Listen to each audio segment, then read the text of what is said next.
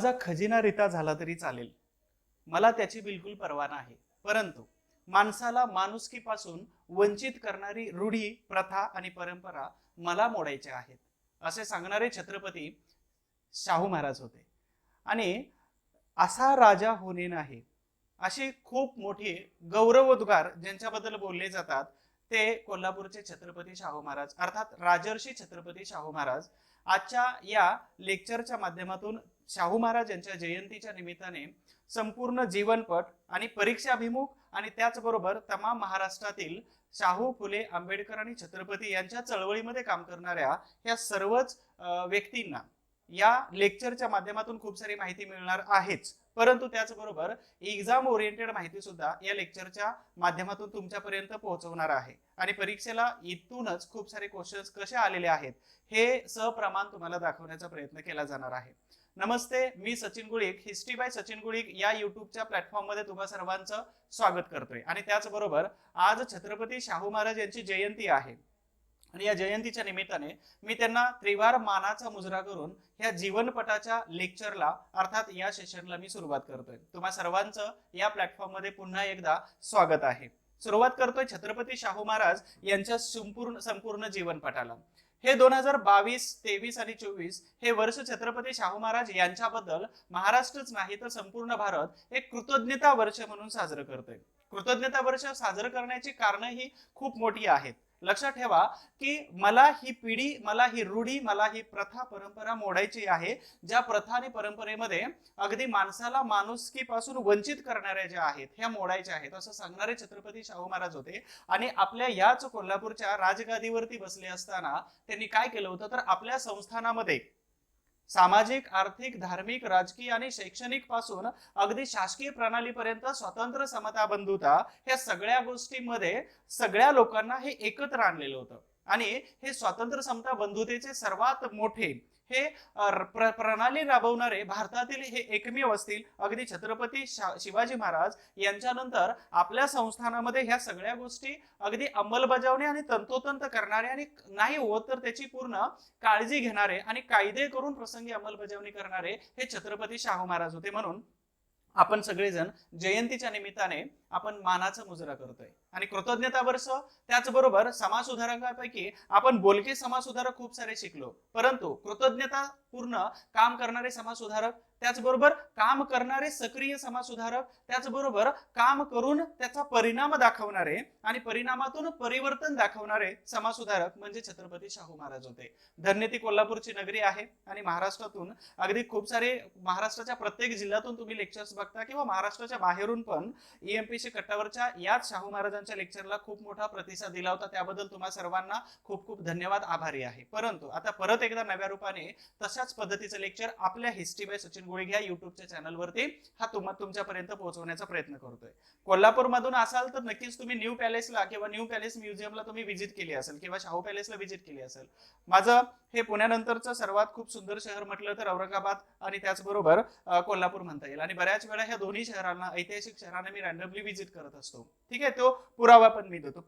आता विशेष ही आहे की या कोल्हापूरच्या शहरामध्ये संपूर्ण भारतामध्ये इंग्रजांची ही जुलमी आणि त्याचबरोबर अन्यायकारी प्रशासकीय व्यवस्था आणि राजकीय व्यवस्थेबरोबर सामाजिक व्यवस्था असताना सुद्धा आपल्या संस्थानामध्ये, आपल्या करवीर नगरीमध्ये, आपल्या कोल्हापुरामध्ये हे स्वतंत्र, समता, बंधुतेची कलम किंवा त्याची अंमलबजावणी करणारे एकमेव राजे होते छत्रपती शाहू महाराज. आणि म्हणून या लेक्चरच्या माध्यमातून महाराष्ट्रातील संपूर्ण मानणाऱ्या आणि न मानणाऱ्यांना सुद्धा हे लेक्चर्स किंवा ह्या माहिती तुम्हाला कंपल्सरी माहित करूनच घ्यावी लागणार आहे. कारण का तर या मातीत तुम्ही जन्माला आहातच. आणि ह्या वर्ष 22, 23, 24 हे वर्ष जशा पद्धतीने कृतज्ञता वर्ष आपण साजरं करतो तशाच पद्धतीने आपली कृतज्ञता ही राहते की या महाराष्ट्राला जर पुरोगामी महाराष्ट्र म्हणून ओळखलं जात असेल तर पुरोगामी महाराष्ट्राची जी विचारसरणी आहे तर ही शाहू, फुले, आंबेडकर आणि छत्रपतींच्या विचारावरती आधारित होती. आणि म्हणून महाराष्ट्राला पुरोगामी महाराष्ट्र असं म्हटलं जातं. त्याच्या पाठीमागे विचारसरणी मात्र या महान महापुरुषांची होते आणि म्हणून त्यांचे विचार हे आपल्या अंगीकारणी असलेच पाहिजेत आणि त्याचबरोबर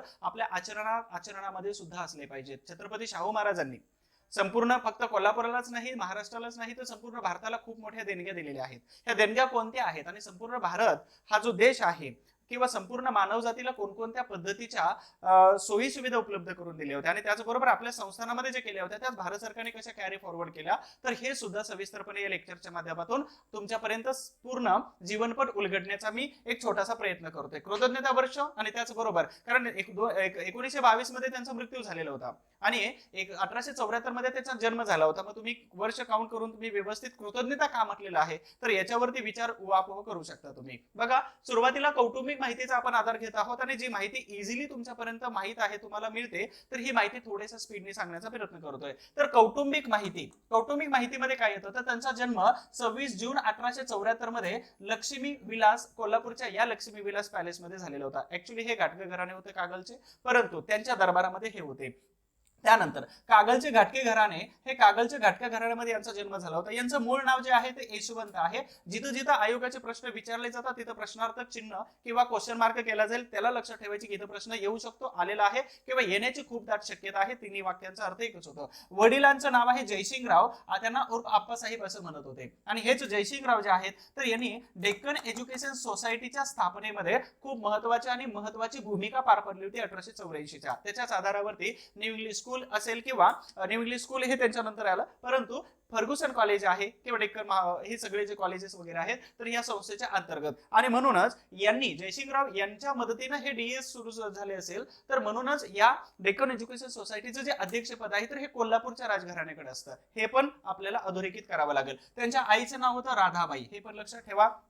कोल्हापूर संस्थानचे राजे होते चौथे शिवाजी, आणि चौथे शिवाजी महाराज यांच्या मृत्यूनंतर त्यांच्या ज्या पत्नी होत्या आनंदीबाई, तर यांनी काय केलं 17 मार्च 1884 मध्ये यशवंतराव यांना दत्तक घेतलेलं होतं. मूळ नाव यशवंत, हेच यशवंतराव म्हणजे जयसिंगराव घाटगे यांचे सुपुत्र होते. आता आनंदीबाई यांचं मत काय होतं की एका अशा बलाढ्य सरदार घराण्यातूनच आपण एक दत्तक सुपुत्र घ्यायचा जो कोल्हापूरच्या गादीला योग्य न्याय देऊ शकतो. त्यांना माहित नव्हतं की भविष्य एवढं मोठं असेल आणि भविष्य म्हणजेच या राजाची दूरदृष्टी एवढी मोठी असेल की जी आतापर्यंत इथून पुढे हजारो वर्षापर्यंत यांची विचारसरणी आणि त्याचबरोबर काम करण्याची पद्धत ह्या अवलंबल्या जाणार आहेत. ह्या आनंदीबाई महाराणी यांना सुद्धा कल्पना नसेल कदाचित, परंतु त्यांनी निवड जी केली ती योग्य सुपुत्राचीच केलेली होती. त्यांचं नाव होतं यशवंत. यशवंत यांना 17 मार्च 1884 मध्ये दत्तक घेतलं आणि दत्तक घेतल्यानंतर यांचं नाव ठेवलं होतं शाहू. ठीक आहे, आणि त्याच शाहू यांना आपण छत्रपती किंवा राजर्षी शाहू महाराज या नावाने आज इतिहासामध्ये फक्त कोल्हापूर महाराष्ट्र नाही तर संपूर्ण भारत नाही तर जगामध्ये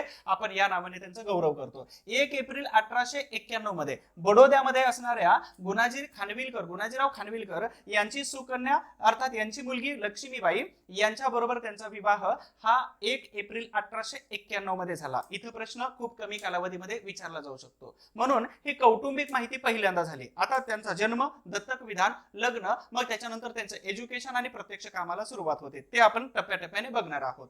त्यानंतर आता बघा की कोल्हापूरचं साम्राज्य कशा पद्धतीने होतं, तर मराठा साम्राज्य अंतर्गत कोल्हापूर हे संस्थान होतं. म्हणजे जेव्हा छत्रपती शाहू महाराज यांची सुटका झाली 1707 मध्ये औरंगजेबाच्या मृत्यूनंतर, आणि मृत्यूनंतर सुटका झाल्यानंतर इथं महाराणी ताराबाई अर्थात राजाराम महाराज यांच्या पत्नी साताऱ्याच्या गादीवरती राज्य करत होत्या, आणि त्यांची सुटका झाल्यानंतर इथं मात्र काय झालं तर दोघांमध्ये क्लॅशेस झाले, आणि क्लेश होत असतानाच काय झालं तर 2 गाद्यांची निर्मिती झाली. मग त्या 2 गाद्यांची निर्मिती झाली म्हणजेच एक गादी जी होती तर ती गेली कोल्हापूरला, आणि मूळ गादी जी आहे तर मराठा साम्राज्याची ही सातारा राहिली, आणि कोल्हापूरच्या या गादीवरती आपण शिकतोय की हे संस्थान कोल्हापूरमध्ये निघून गेलं होतं. आता अधिकार काळ छत्रपती शाहू महाराजांचा 1884 पासून 1922 पर्यंत होता. तुम्ही अद्यापर्यंत आपल्या चॅनेलला जर सबस्क्राईब केलं नसेल तर सबस्क्राईब करून जा, आणि हे लेक्चर्स तुम्हाला कसं वाटतंय हे सर्वात शेवटी लाईक आणि कमेंट करून मात्र जायला विसरू नका. अर्थात परीक्षाभिमुख लेक्चर आहे,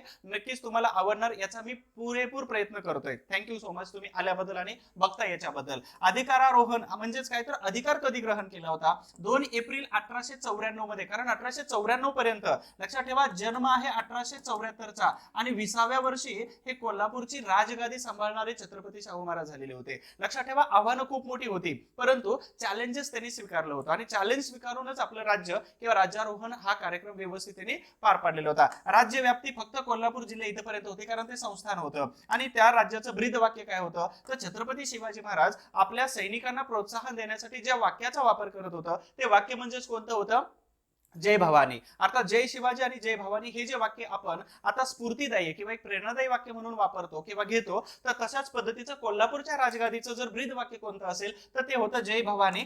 कदाचित एखाद्या परीक्षेला विचारलं जाऊ शकतं. छत्रपती शाहू महाराज, राजर्षी शाहू महाराजांना वेगवेगळ्या 4 नावांनी ओळखलं जात होतं. ही 4 नावं कोणकोणती आहेत? तर छत्रपती शाहू महाराज, त्यानंतर राजर्षी शाहू महाराज, कोल्हापूरचे शाहू आणि चौथे शाहू, या 4 नावांनी राजांना उच्चारलं जात होतं, गौरव केला जात होता किंवा त्यांची आयडेंटिटी त्या पद्धतीने तिनं अशी बनलेली होती. बघूया त्यानंतर आता शाहू महाराजांचं प्राथमिक शिक्षण आणि राजकीय शिक्षण कसं होतं. 1874 मध्ये जन्म, 1884 मध्ये दत्तक विधान, 1894 मध्ये त्यांनी जेव्हा राज्यकारभार स्वीकारलेला होता, पण राज्यकारभार स्वीकारण्यापूर्वी त्यांचं प्राथमिक शिक्षण पण आपल्याला बघितलं पाहिजे की 1894 नंतर त्यांचं प्राथमिक शिक्षण आणि त्याचबरोबर राजकीय शिक्षण कशा पद्धतीने सुरू होतं. कारण का, ते एवढं मोठं आणि एवढं आदर्श राज्य जर निर्माण करायचं असेल तर योग्य शिक्षणाची त्यांना गरज आहे. मग योग्य शिक्षण कसं, तर सुरुवातीचे शिक्षक कोण होते, तर श्री कृष्णाजी भिकाजी गोखले आणि त्याचबरोबर हरिपंत गोखले, हे गोखले बंधू त्यांचे सुरुवातीचे शिक्षक होते. परीक्षेला आलेला प्रश्न आहे, पहिला प्रश्न. दुसरा, 1889 पासून 1893 धारवाड या ठिकाणी S.M. फ्रेजर यांच्या अध्यक्षतेखाली त्यांनी शिक्षण घेतलं. हे धारवाड कुठं आलं, त्या कर्नाटक राज्यामध्ये असणारे हे धारवाड हे ठिकाण आहे. परंतु याच्यानंतरचं शिक्षण 94 पर्यंत कुठे घेतलं, तर पुढील शिक्षणासाठी राजकोट या ठिकाणी राजकुमार कॉलेजमध्ये त्यांनी काय केलं, आपलं नाव दाखल केलं आणि तिथं त्यांनी व्यवस्थितरित्या राजकीय शिक्षणाला सुरुवात केली आणि ते पूर्ण केलं 1894 पर्यंत. पण आता हे राजकोट कुठं आलं, तर राजकोटमध्ये 2 कॉलेज आहेत. एक आहे अजमेर कॉलेज, लक्षात ठेवा, अजमेर कॉलेज, आणि दुसरं आहे राजकोट कॉलेज. तर अजमेर आणि राजकोट ह्या दोन्ही कॉलेज कशासाठी सुरू केले होते, तर राजकुमारांच्या, भारतात असणाऱ्या राजपुत्रांच्या शिक्षणाची सोय लॉर्ड मेयो यांनी 1869 पासून 72 पर्यंत, ठीक आहे. तर या कालावधीमध्ये लॉर्ड मेयो, हे मेयो कोण होते, तर लॉर्ड हे राणी ज्या होत्या, तर हे व्हाईसरॉय म्हणून भारतामध्ये आले होते. परंतु ह्या राणी विक्टोरिया ज्या आहेत, तर या विक्टोरियाचे 3 नंबरचे सुपुत्र होते, ज्यांची हत्या केलेली होती शेर अली अफ्रिदी नावाच्या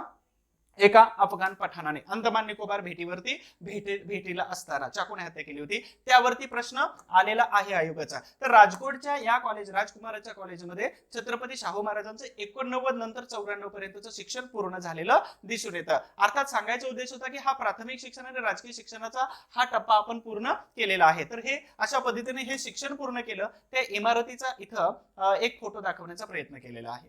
त्यानंतर आपण बघतोय राज्यारोहण समारंभ. प्राथमिक शिक्षण आणि राजकीय शिक्षण दोन्ही टप्पे पूर्ण केले. दोन्ही टप्पे पूर्ण केल्यानंतर आता लक्षात आलं की अशा पद्धतीचे काही टप्पे पूर्ण केले आहेत की आता राज्यकारभार छत्रपती सांभाळू शकतात. हे चौथे शाहू महाराज, कोल्हापूरचे शाहू महाराज, राजर्षी शाहू महाराज किंवा छत्रपती शाहू महाराज. मग आता राज्यारोहण समारंभ आहे, तर 2 एप्रिल 1894 मध्ये राज्यारोहण समारंभ पूर्ण होत होता आणि त्या समारंभाला कोण हजर होतं, तर मुंबईचे गव्हर्नर, मुंबईचे तत्कालीन गव्हर्नर, ज्यांचं नाव काय आहे यावरती प्रश्न तुम्हाला विचारला जाऊ शकतो, ठीक आहे. तर यांचं नाव आहे लॉर्ड हॅरिस. यांच्या हस्ते छत्रपती शाहू महाराजांचा राज्यारोहण समारंभ हा 2 एप्रिल 1894 मध्ये पूर्ण पडला, पार झाला. परंतु तुम्हाला प्रश्न दुसरा विचारला जातो की कोणाच्या हस्ते. तिसरा प्रश्न कोणत्या तारखेला. चौथा प्रश्न विचारला जातो की महाराष्ट्रातील अशा कोणत्या व्यक्ती ज्या नामवंत आहेत आणि त्या छत्रपती शाहू महाराजांच्या राज्यारोहण समारंभाला हजर होत्या. अजून एक दुसरी गोष्ट लक्षात ठेवा, 1902 असेल आणि 1911 असेल, ह्या दोन्ही समारंभाला छत्रपती शाहू महाराज ह्या राजांच्या समारंभाला, इंग्लंडच्या राजांच्या समारंभाला इथं हजर होते. दिल्ली दरबार असेल किंवा इंग्लंड मधला राजारोहण समारंभ. तर इथं जशा पद्धतीनं छत्रपती शाहू महाराज हजर होते, तशाच पद्धतीने यांच्या राजारोहण समारंभाला हजर कोण कोण होतं, तर त्यामध्ये महत्वाच्या प्रमुख व्यक्ती येतात की R.G. भांडारकर, गोपाळ गणेश आगरकर आणि त्याचबरोबर J.K. गोखले म्हणजे गोपाळकृष्ण गोखले. ह्या महत्वाच्या व्यक्ती आहेत. आणि आयोग काय करतं, इथं तुम्हाला फिरवून प्रश्न विचारतं की राज्यारोहण समारंभाला कोण कोण हजर होतं. बरं, एवढ्यावरतीच थांबतं का आयोग? नाही. तर या राज्यारोहण समारंभ होत असताना खालीलपैकी कोणत्या व्यक्तीने कोणत्या वर्तमानपत्रामध्ये कोणत्या टायटलनी लिखाण केलं यावरती पण प्रश्न विचारला जातो. मग ते पण आपल्याला बघायचंय की 3 एप्रिल बघा, 2 एप्रिल 1894 ला राज्यारोहण समारंभ झाला. 3 एप्रिल 1894 मध्ये लोकमान्य टिळकांनी आपल्या केसरी नावाच्या वर्तमानपत्रामध्ये याची फोड जर केली आपण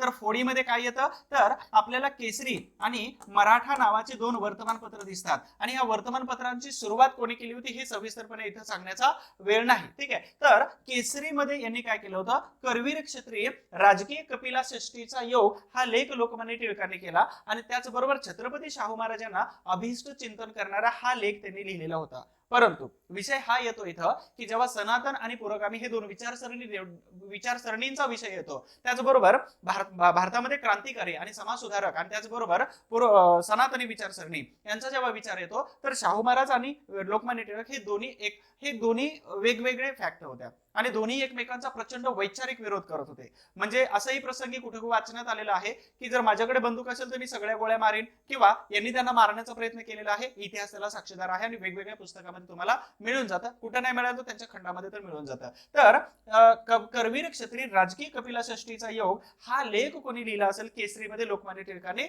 छत्रपती शाहू महाराजांच्या राज्यारोहण समारंभाच्या निमित्ताने. अशा पद्धतीनं समाज सुधारक कोण कोण होते, लेख कोणी लिहिला, कोणत्या तारखेला होता समारंभ, त्याचबरोबर लेख कोणत्या तारखेला लिहिला, कोणाच्या हस्ते समारंभ सोहळा झाला आणि त्याचबरोबर ह्या समारंभ सोहळ्यावरती अशा पद्धतीने एवढे प्रश्न तुम्हाला विचारले जाऊ शकतात. यानंतर आता छत्रपती शाहू महाराज हे काम करत असतानाच त्यांना वेगवेगळे किताबं सुद्धा दिली होती, वेगवेगळे पुरस्कार सुद्धा दिले जात होते. छत्रपती शाहू महाराज भारतातील असे एकमेव राजे आहेत की ज्यांना महाराज ही पदवी इंग्रज सरकारने लावण्यासाठी बहाल केलेली होती. ते पण सांगतो तुम्हाला कशा पद्धतीने आहे. तर 1 जानेवारी 1895 बघा, राज्यारोहण समारंभ 1894च्या 2 एप्रिलला त्यांचा पार पडलेला आहे आणि पुढच्याच वर्षी 1895 मध्ये ब्रिटनची महाराणी कोण होती, महाराणी विक्टोरिया होती, ब्रिटनची राणी सम्राज्ञी, आणि यांनी छत्रपती शाहू महाराजांना GCIS नावाचा हा किताब अर्पण केला होता.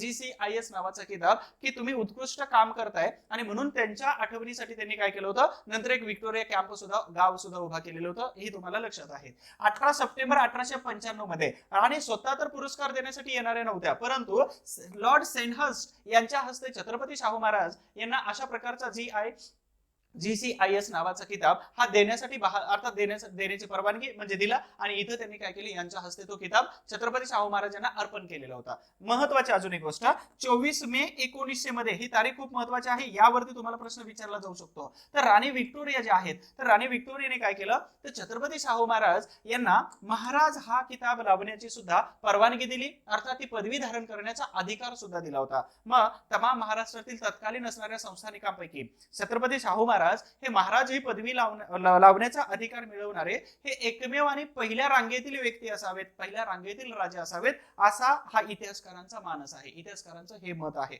हे पण तुम्ही विसरता कामा नये. ठीक आहे, तुम्हाला लेक्चर्स कसं वाटतंय हे मात्र कमेंट्स बॉक्स मध्ये नक्की सांगा. आणि जर तुम्ही नवीन असाल या युट्यूबच्या चॅनलवरती तर सबस्क्राईब करून ठेवा. कारण का, तर अशाच पद्धतीचे खूप सारे lectures, informative lectures, exam oriented lectures आणि माहितीच्या खजिनावाले लेक्चर्स हे तुम्हाला या चॅनलवरती वारंवार मिळणार आहेत आणि त्याचं पटकन नोटिफिकेशन येऊन जातं. तर तुम्ही बघा आणि तुमच्या मित्रांना पण शेअर करायला बिलकुल विसरू नका.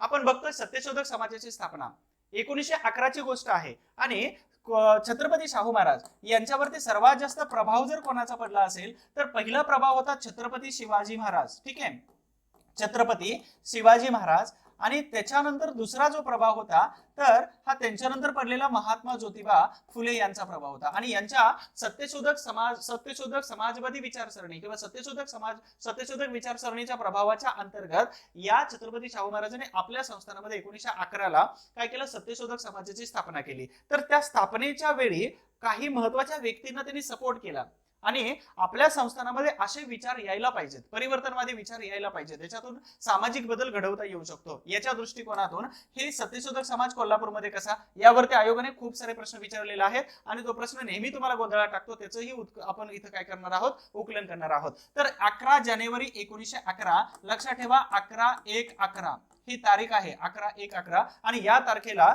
त्या सत्यशोधक समाजाचे परमनंट अध्यक्ष झाले होते भास्करराव जाधव. ह्या भास्करराव जाधव यांना काय म्हटलं जातं, तर प्रति शाहू महाराज. लक्षात ठेवा, प्रति शाहू महाराज म्हटलं जातं. आणि अजून एक शब्द यांच्यासाठी वापरला जातो, ते म्हणजेच कोणते, तर कोल्हापूरचे दुसरे शिल्पकार, कोल्हापूरचे दुसरे शिल्पकार म्हणजेच कोण आहे, तर हे भास्करराव जाधव आहेत. त्याच्यानंतर उपाध्यक्ष राहिले होते अण्णासाहेब लठ्ठे. अण्णासाहेब लठ्ठे म्हणजेच कोण, तर अर्थमंत्री. 1937 मध्ये जेव्हा इलेक्शन झालं होतं बॉम्बे प्रांतामध्ये, तर मराठी पठ्ठ्याने छत्रपतींच्या मराठी पठ्याने बॉम्बे प्रांताचा अर्थसंकल्प मांडला असं टायटल इंग्लंडच्या वर्तमानपत्रामध्ये आणि भारतीय वर्तमानपत्रामध्ये गाजत होतं आणि ते टायटल झळकत होतं. आणि ते पट्टा कोण होता तर अण्णासाहेब लठ्ठे होते. छत्रपती शाहू महाराज यांना वेळोवेळी अर्थात त्यांच्या बरोबर असणारे हे त्यांचे सहकारी होते खूप महत्वाचे. आणि कार्यवाहक होते हरिभाऊ चव्हाण. त्याच्यानंतर कार्यक्रमाचे अध्यक्ष होते परशुराम इनामदार, अर्थात त्यांना आपण घोसरवाडकर या नावाने ओळखतो. लक्षात ठेवा कन्सेप्ट काय आहे तर त्या कार्यक्रमाच्या वेळी सत्यशोधक समाजाचे अध्यक्ष कोण होते परशुराम घोसरवाडकर किंवा इनामदार. आणि त्या सत्यशोधक समाजाचे अध्यक्ष कोण राहिले होते तर ते होते भास्करराव जाधव. आणि ह्या दोन्ही गोष्टीमध्ये तुम्हाला आयोगाने प्रश्न विचारलेला आहे यावरती आणि म्हणून बऱ्याच मुलांची उत्तरे इथं चुकलेली आहेत की नेमकं काय आहे. आणि भविष्यातला यावरचा 100% प्रश्न येऊ शकतो, म्हणून याला विसरू नका. ही कन्सेप्ट काय आहे सत्यशोधक समाजाचे. आय होप्स तुम्हाला चांगल्या पद्धतीने समजले असेल. आपण बघतोय शाहू महाराज यांचं कार्यपद कशा पद्धतीने सुरू झालेलं होतं तर ब्रिटिश राज्यसत्तेच्या कालावधीमध्ये सर्वसामान्य जनतेला काय पाहिजे होता तर न्याय. आणि तो न्याय मिळवून देण्यासाठी त्यांनी काय केलं तर बहुजन समाजाच्या सामाजिक उन्नतीसाठी, फक्त बहुजन समाजाची सामाजिक उन्नती करायची आहे का नाही तर सामाजिक उन्नती बरोबर स्वाभिमानाचं जीवन त्यांना जगून द्यायचं होतं. स्वाभिमानाचं जीवन त्यांना अर्पण करायचं होतं. आणि स्वाभिमानाचं जीवन कधी अर्पण होतं जेव्हा त्यांच्यामध्ये शिक्षण पेरलं जातं, जेव्हा त्यांना शिक्षण दिलं जातं. आणि म्हणूनच शाहू महाराजांनी आपल्या संस्थानामध्ये मोफत आणि सक्तीचं शिक्षण केलं होतं. भारत सरकारला 2009 मध्ये जाग येते. आणि त्याच दरम्यान बडोद्याचे महाराज सयाजीराव गायकवाड यांनी सुद्धा आपल्या संस्थानामध्ये हे मोफत आणि सक्तीच्या शिक्षणाची प्रणाली सुरू केली होती. भारत सरकारला किती वर्षानंतर जाग येते हे आत्मचिंतनाचा विचार आहे. 2009 मध्ये जाग येते. तर छत्रपती शाहू महाराजांनी फक्त सामाजिक उन्नतीसाठी प्रयत्न केले नाही तर त्यांची सामाजिक आर्थिक धार्मिक सगळ्याच बाबतीमध्ये आणि जी कुचंबना केली जात होती किंवा चातुर्वर्ण व्यवस्थेमध्ये, हे चातुर्वर्ण व्यवस्थेमध्ये सर्वात खालचा जो वर्ग होता तर त्यांना सुद्धा इतर वर्गांच्या बरोबरीने इक्वॅलिटी स्वतंत्र समता बंधुता या तत्वाच्या अंतर्गत आपण एकत्र आणलं पाहिजे. याच्यासाठी शाहू महाराजांनी काय केलं होतं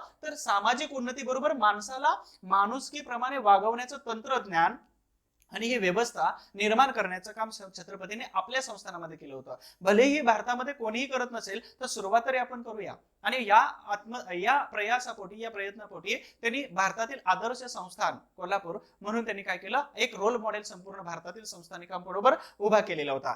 त्यानंतर सामाजिक परिवर्तनाला त्यांनी गती प्राप्त करून दिली होती. हे सामाजिक परिवर्तन याच्यापूर्वी सुरू केलं होतं कोणी तर महात्मा ज्योतिबा फुले यांनी सुरू केलं होतं. आता यांना प्रेरणा कुठून मिळाली असेल तर यांना प्रेरणा छत्रपती शिवाजी महाराज यांच्याकडून मिळाली असेल. आणि ही चेन सिस्टम आहे. जेव्हा छत्रपती शाहू महाराज यांचा कालावधी जेव्हा संपत येतो तर त्यावेळी उभा राहतात कोण तर डॉक्टर बाबासाहेब आंबेडकर उभा राहतात. म्हणजेच काय आहे तर स्वातंत्र्य समता बंधुता ही एक चेन आहे आणि ही चेन कंप्लीट करण्यासाठी प्रत्येक वेळी एखादा महापुरुष आलेला आहे. आणि त्या महापुरुषांच्या नावानेच आज महाराष्ट्राला पुरोगामी महाराष्ट्र विचारला जातो. पुरोगामी याचा अर्थ परिवर्तनवादी म्हणजेच काय येतं तर पुरुषांच्या बरोबरीने स्त्रीला सुद्धा तेवढाच हक्क आहे. ना की चूल आणि मूल करत बसलं पाहिजे तू असाच अधिकार असंच आपण त्यांच्यावरती बंधन लादू शकत नाही. म्हणजे तुला तेवढा पगार आहे तर तुलाही तेवढाच पगार असायला पाहिजे. माणसाला माणुसकीपासून वंचित करणाऱ्या ज्या प्रथा रूढी परंपरा आहेत तर ह्या बाजूला काढणारी ही पिढी आहे. आणि ही पिढी आतापर्यंत आपल्यापर्यंत आलेली आहे. आणि ही जबाबदारी आपल्यावरती आलेली आहे.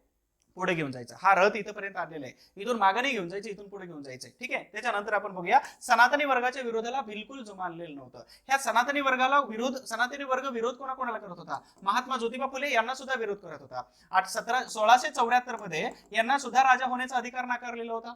त्याचबरोबर इथं सुद्धा जाणाऱ्या बैलगाडीत मधून तुम्ही अस्पृश्य आहात म्हणून उतरलेलं होतं. आणि तुम्ही किती जरी शिकलेला असाल, लष्कर विभाग जरी या बडोदा संस्थानाचा जर तुम्ही सांभाळत असाल तरी सुद्धा तुमचा टेबल, तुमचं पाणी पिण्याचं संसाधन आणि तुम्हाला घर सुद्धा या शहरामध्ये दिलं जाणार नाही. तर 1917ची गोष्ट आहे. बडोदा शहरामधले प्रत्येक महापुरुषाच्या वाटेला काही ना काही आलेलं आहे. वरातीमधून बाहेर काढण्यापासून वेदोक्त तुमच्यासाठी नाही, तुमच्यासाठी पुराणोक्त आहेत. आणि तुम्ही राजे नाहीत होऊ शकत आणि तुम्ही अस्पृश्य आहात. हे सगळे चटके कोणाला बसले त्या महापुरुषांना. आणि म्हणूनच इथं काय म्हटलंय तर सनातनी वर्गाच्या विरोधात न जुमानता त्याने अस्पृश्य म्हणजे बहुजन वर्ग, बहुजन मध्ये कोण कोण येतात सगळेच वर्ग येतात. तर बहुजन वर्गांना काय केलं होतं अर्थात मागासवर्गीय समाजाच्या विकासासाठी मग विकास सामाजिक आर्थिक धार्मिक राजकीय शैक्षणिक सगळ्याच बाबतीमध्ये होता गृहीत धरला जात होता. आणि ह्या कामाला छत्रपती शाहू महाराजांनी आपल्यापासून सुरुवात केली होती. म्हणजे काय म्हणतात की माझी तिजोरी रिकामी झाली तरी चालेल परंतु माणसाला माणसाचे अधिकार बहाल करणारी ही प्रथा मला नवीन पाडायची आहे.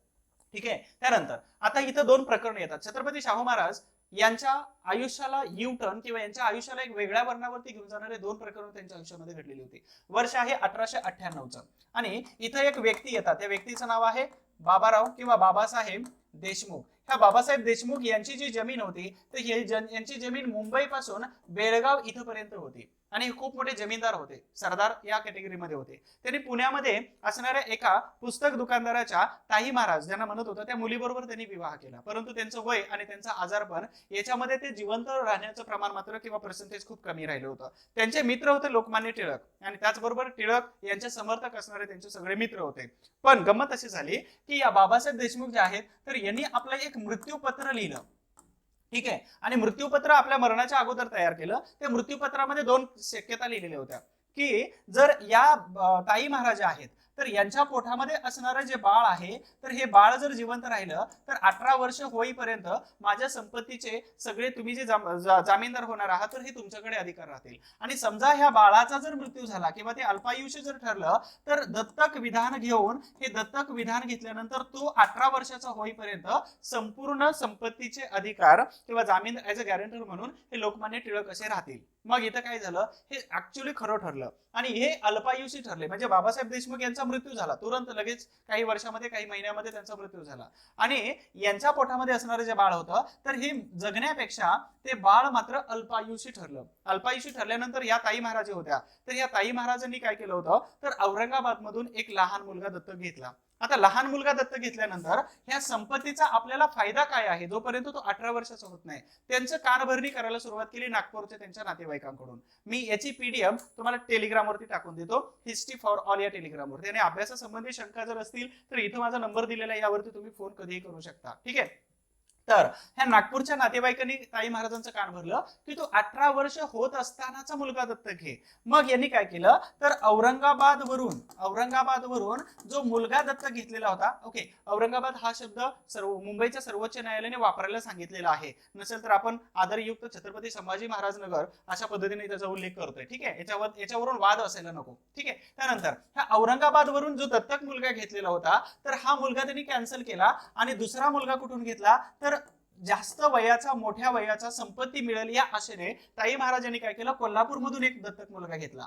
आणि दत्तक विधान होत असताना, ह्या औरंगाबाद मधून दत्तक विधान होत असताना लोकमान्य टिळक यांनी सुद्धा त्याला समर्थन दिलेलं होतं. पण गंमत अशी झाली की इथं समर्थन मात्र कोणाचं मिळालं होतं तर छत्रपती शाहू महाराज यांचं समर्थन मिळालं होतं आणि हे मात्र टिळकांना पटलेलं नव्हतं. लक्षात ठेवा. आणि टिळकांना पटलेलं नाही म्हणून काय केलं तर यांच्यावरती केस सुरू झाली, यांच्यावरती कोर्ट कचेऱ्याची केस सुरू झाली. आणि ही केस सुरू झाली तर औरंगाबाद मध्ये. आणि एका केस दरम्यान या ताई महाराजांनी काय केलं तर लोकमान्य टिळक यांच्यावरती लैंगिक अत्याचाराचा गुन्हा सुद्धा दाखल केला. लोकमान्य टिळक अगदी लालबुंद झाले होते. तो एवढा किस्सा डिटेल्स मध्ये तुम्ही वाचा एकदा, मी तुम्हाला सविस्तरपणे इथे सांगत नाही किंवा त्याच्यावरती एखादं लेक्चर्स मी घेईल. आणि अशा पद्धतीनं कोल्हापूर मधून ही केस गेली. शेवटी काय झालं होतं, यांना थोडक्यात शिक्षा पण झाली, परंतु शेवटी असं निष्पन्न झालं मुंबई हायकोर्टाकडून की औरंगाबाद मधून घेतलेला जो मुलगा आहे तर तो योग्य आहे आणि लोकमान्य टिळकांना झालेली शिक्षा ही चुकीची होती. तर हे प्रकरण होतं. म्हणजेच इथं लोकमान्य टिळक आणि छत्रपती शाहू महाराज यांच्यामध्ये वैचारिक मतभेद होण्यासाठीच सर्वात मोठं कारण म्हणजेच हे ताई महाराज प्रकरण, पहिली गोष्ट. त्यानंतर त्यांच्या आयुष्याला दुसरी कलाटणी लागली होती वैदिक प्रकरणातून. त्याचं वर्ष आहे कधी, हे वेदोक्त प्रकरण 1899 मध्ये पहिल्यांदा गोष्ट आली होती. 1899 छत्रपती शाहू महाराज यांच्या अगदी हातावरती शिवाचं चिन्ह होतं. ठीक आहे, शिवलिंग सारखं शिवाचं चिन्ह होतं. ते एकदा काय केलं तर पंचगंगा ही नदी आहे कोल्हापूर या शहरामधून वाहणारी. पंचगंगा नदीच्या त्या काठावरती स्नानासाठी गेले होते. त्याला राजकीय स्नान किंवा मोठं शाही स्नान असं म्हटलं जातं. आणि ते प्रत्येक वारीला त्या पंचगंगा नदीवरती स्नानाला जात होते. अशा दरम्यान मात्र इथं काय झालं की इथं असणारे नारायण भटजी जे आहेत, हे नारायण भटजी मात्र ते उपस्थित नव्हते. उपस्थित नसल्यामुळे काही लोकांना पाठवलं की त्यांना बोलवून आणा.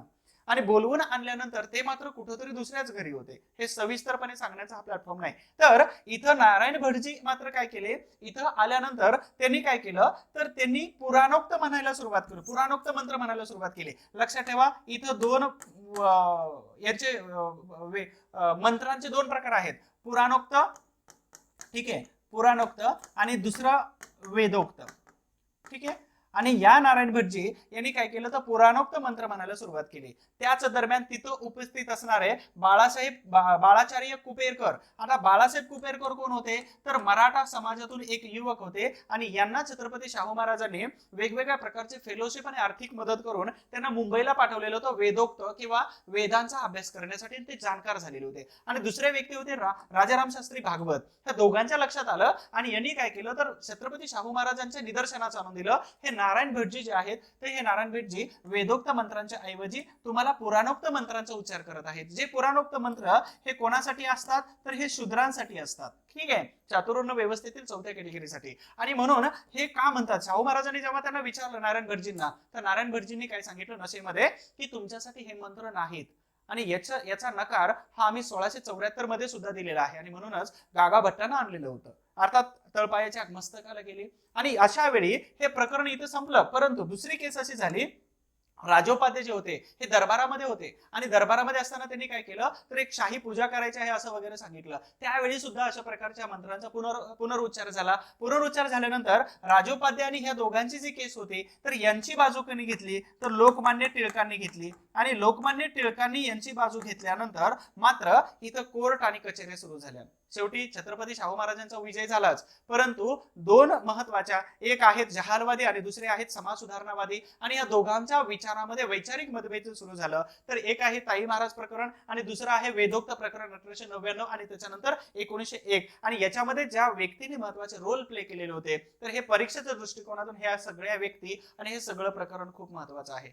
आय होप्स तुम्हाला हे वेदोक्त प्रकरण आणि ताई महाराज प्रकरण याच्या पीडीएफ मी देतोय, पण मला अशी अपेक्षा आहे की तुम्हाला चांगल्या पद्धतीनं या लेक्चरच्या माध्यमातून समजलेलं असेलच. ठीक आहे, त्यानंतर आपण बघतोय सिद्धांत विजय नावाचा ग्रंथ शाहू महाराजांच्या संबंधात आहे. 1901 मध्ये गोवध जी हत्या होत होती किंवा गायींची हत्या होत होती तर गोवध बंदीचा कायदा त्यांनी केलेला होता जुलै 1902 मध्ये. आता ह्या जुलै 1902 ला जो 2002 मध्ये किती 100 वर्ष पूर्ण झाले आणि 100 वर्ष जेव्हा पूर्ण झाले तर इथं उत्तर प्रदेशच्या तत्कालीन मुख्यमंत्री सीएम कोण होत्या तर बहुजन समाजाच्या मायावती. आणि या मायावतीने काय केलं होतं तर शताब्दी वर्ष म्हणून काय केलं होतं तर कोल्हापूरमध्ये खूप मोठा कार्यक्रम घेतला होता आणि संपूर्ण भारताला आरक्षणाचे जनक म्हणून अशी जी ओळख निर्माण झाली हे छत्रपती शाहू महाराज. आता त्यावेळची गरज होती. गरज का होती तर अशा कॅटेगरीच्या लोकांना आपण इथं जर संधी नाही दिली तर मग त्यांना कोणीच आणि कधीच संधी मिळणार नाही. आणि ही जाती व्यवस्था हे अशा प्रकारची सिस्टम परत एकदा अशी खूप दृढ होईल किंवा कठोर बनेल की एक जिना नसलेली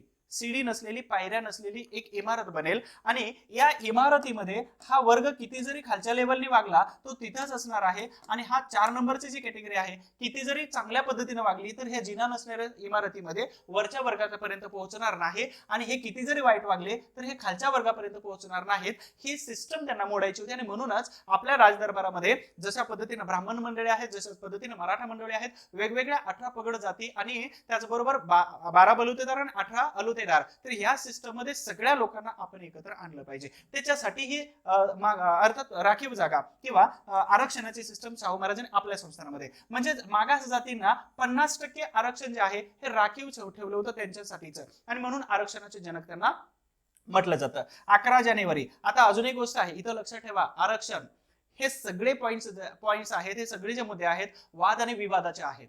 ठीक आहे, ओपन कॅटेगरीच्या लोकांना असं वाटतं की एससी कॅटेगरीच्या लोकांनी खूप सारं आपल्यावरती लादून ठेवलेलं आहे आणि एससी कॅटेगरीच्या लोकांना असं वाटतं की आपल्याला हजारो वर्षापासून अजून दाबतच आलेले आहेत. परंतु एक गोष्ट लक्षात ठेवा की जेवढे महात्मा गांधीजी इम्पॉर्टंट आहेत तेवढे आंबेडकर सुद्धा इम्पॉर्टंट आहेत. आणि म्हणूनच आपण अभ्यास करत असताना इक्वॅलिटीने अभ्यास करायचा आहे की हा माणूस एवढा महत्वाचा आहे तर तो माणूस सुद्धा एवढाच महत्वाचा असला पाहिजे. आणि काही गोष्टीवरती विषयावरती चर्चा करायची नाही. ते विषय कोणते आहेत कारण ते अनस्टॉपेबल आहेत कधीही थांबणारे नाहीत. ते विषय सांगून देतो म्हणजे तुमच्या चर्चांना उधाण येणार नाही. एक तर आहे राजकारण याच्यावरती कधीच ब्रेक लागणार नाही फुलस्टॉप नसतो. दुसरा आहे कोणता आरक्षण या विषयावरून आलेला आहे. ठीक आहे, त्याच्यामुळे नाहीतर तुमच्या कमेंट्स वगैरे सुरू होतात किंवा तुम्ही कोणाला तरी ब्लेम करत राहता वेगळ्या एका कॅटेगरीला. तर आरक्षण आहे. त्याच्यानंतर तिसरी गोष्ट आहे जातपात. ठीक आहे, तर हे सगळे विषय आणि अजून एक आहे की धर्म आणि देव. तर हे सगळे जे विषय आहेत हे अनस्टॉपेबल आहेत कधीही न संपणारे विषय आहेत. त्याच्यामुळे अशी चर्चा करणारं जर कोणी आपल्या सोबत असेल आपल्या अवतीभोवती असेल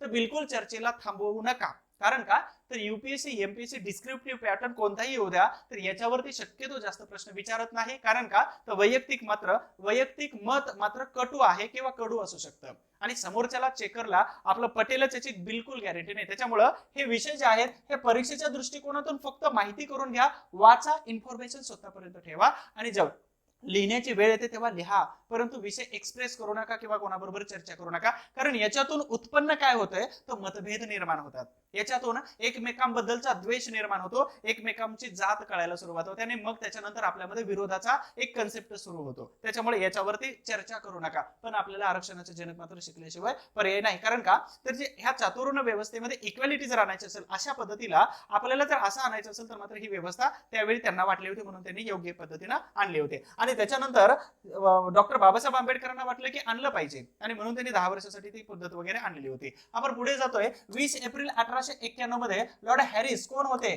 तर हे बॉम्बे प्रांताचे गव्हर्नर होते आणि यांच्या हस्ते रेल्वेची सुरुवात केली. मग रेल्वे कुठे आहे हो तर मिरज ते कोल्हापूर अशा दरम्यान त्यांनी काय केलं, रेल्वे ट्रॅक वगैरे टाकला. ऍक्च्युली 1888 नंतर सुरू झाले होतं. 1891 मध्ये मात्र काय केलं तर रेल्वेची सुरुवात झाली होती. त्याच्यानंतर 1813 मध्ये सत्यशोधक वर्षासन पाटील स्कूलची निर्मिती झाली. आता या पाटील स्कूल साठी का तर पाटील व्यक्ती हा गावचा प्रमुख असायचा, महसूल गोळा करायचा, शासकीय व्यवस्था म्हणजे आजही पोलीस पाटलाकडून आपल्याला एनओसी किंवा नॉन आपल्यावरती कोणताही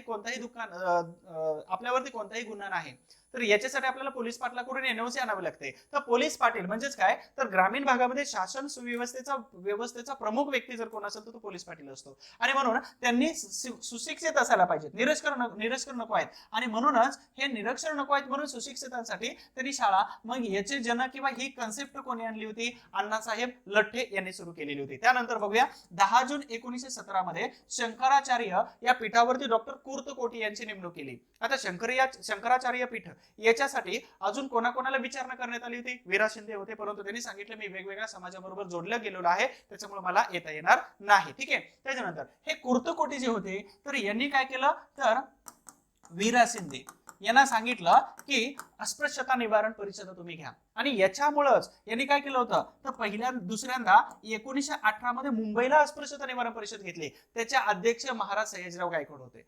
नंतर 20 ला नागपूरला घेतली, त्याचे अध्यक्ष महात्मा गांधीजी होते आणि यावरती प्रश्न येणार म्हटलं होतं, आला प्रश्न, त्याचा छोटासा व्हिडिओ युट्यूब आपल्या टेलिग्राम चॅनल वरती टाकून देतो. आता महत्वाची गंमत आहे यांच्या सांगण्यावरून मात्र लोकमान्य टिळकांनी मी अस्पृश्यता निवारण नष्ट करण्यासाठी प्रयत्न करेल याच्या मतळ्याखाली सही करा म्हटल्यानंतर मात्र वीरा शिंदेच्या भाषणाला लोकमान्य टिळकांनी नाही म्हटलं मी सही करू शकत नाही, पण भाषण मात्र जोरदार ठोकलेलं होतं 1918 ला. कारण का तर हे चालले होते चिरोलच्या विरोधामध्ये खटला लढवण्यासाठी लंडनला. 2 दिवस नंतर जहाज आहे मुंबईला थांबले होते, यांनी बोलवल्यावर आले आणि मग गायकवाड यांनी कुठून टाळी वाजवली होती की लोकमान्य टिळक महाराज तुमच्याकडून अपेक्षा आहे की अस्पृश्यता निवारणासाठी काहीतरी भरीव कामगिरी व्हावी. भाषण केलं मात्र सही केली नव्हती. प्रश्न बनवू शकतो याच्यावरती. 27 डिसेंबर 1917 11व्या खामगाव मराठा परिषदेचे छत्रपती शाहू महाराज हे अध्यक्ष झाले होते. प्रश्न इथं बनवू शकतो. आणि 23 फेब्रुवारी 1918 ला छत्रपती शाहू महाराज यांनी काय केलं कुलकर्ण्यांची वतने रद्द केली, तलाठी पद्धत त्यांनी सुरू केली. अर्थातच सध्या तलाठी भरतीचं खूप मोठं वातावरण आहे. तलाठी पद्धत त्यांनी सुरू केली. आंतरजाती विवाहाचे कायदे केले. आपल्या बहिणीचा विवाह धनगर समाजातील एका युवकाबरोबर लावून दिला होता. म्हणजेच परिवर्तनाची सुरुवात ही नेहमी स्वतःपासून केली पाहिजे. परंतु आजकालचं वातावरण आणि वारा असं आहे की छत्रपती शिवाजी महाराज तुम्ही परत जन्माला आपण माझ्या घरी नाही शेजारच्या घरी, कारण का तो तुमचे नियम अटी नियमावली इथिक्स इंटिग्रिटी नैतिकता हे आपल्याकडून नाही जमणार आहे. बाजूच्या घरात आहे म्हणजे मी तुम्हाला नमस्कार घालतो, फुलांचा हार घालतो. ठीक आहे. ही आजची परिस्थिती आहे. हे आपल्याला वास्तविक हे आपल्याला रियालिटी नाकारता येणार नाही, हे कधी लक्षात ठेवा मित्रांनो. चला तर कुलकर्णी रत्ने बंद केली. आता ही वतने बंद केल्यानंतर राजीनामा कोणी दिला तर डॉक्टर कुर्तकोटी यांनी राजीनामा दिला. हे पण लक्षात ठेवा. कोल्हापूरच्या एसटी स्टँडच्या बाहेर बेनाडीकर सदाशिव बेनाडीकर नावाचा एक रोड आहे, ते बघा ऑब्झर्वेशन छंद ठेवायचा आणि त्यांचं पण नाव परत इथे येत आहे. बघूया आपण एकदा. चला 3 मार्च 1918 बलुतेदारी पद्धत रद्द केली. बलुतेदारी पद्धत काय होते हो तर तुम्हाला बलुते द्यायचं म्हणजे तुमच्याकडून काहीतरी वर्षाला वसुली वगैरे करायचं. तर शाहू महाराज असे होते की ज्या पद्धतीमुळे जाती व्यवस्था स्ट्रॉंग होते, ज्या पद्धतीमुळे ही व्यवस्था खूपच घट्ट पकडल्यासारखी होते, तर ही पद्धत नाही पाहिजे.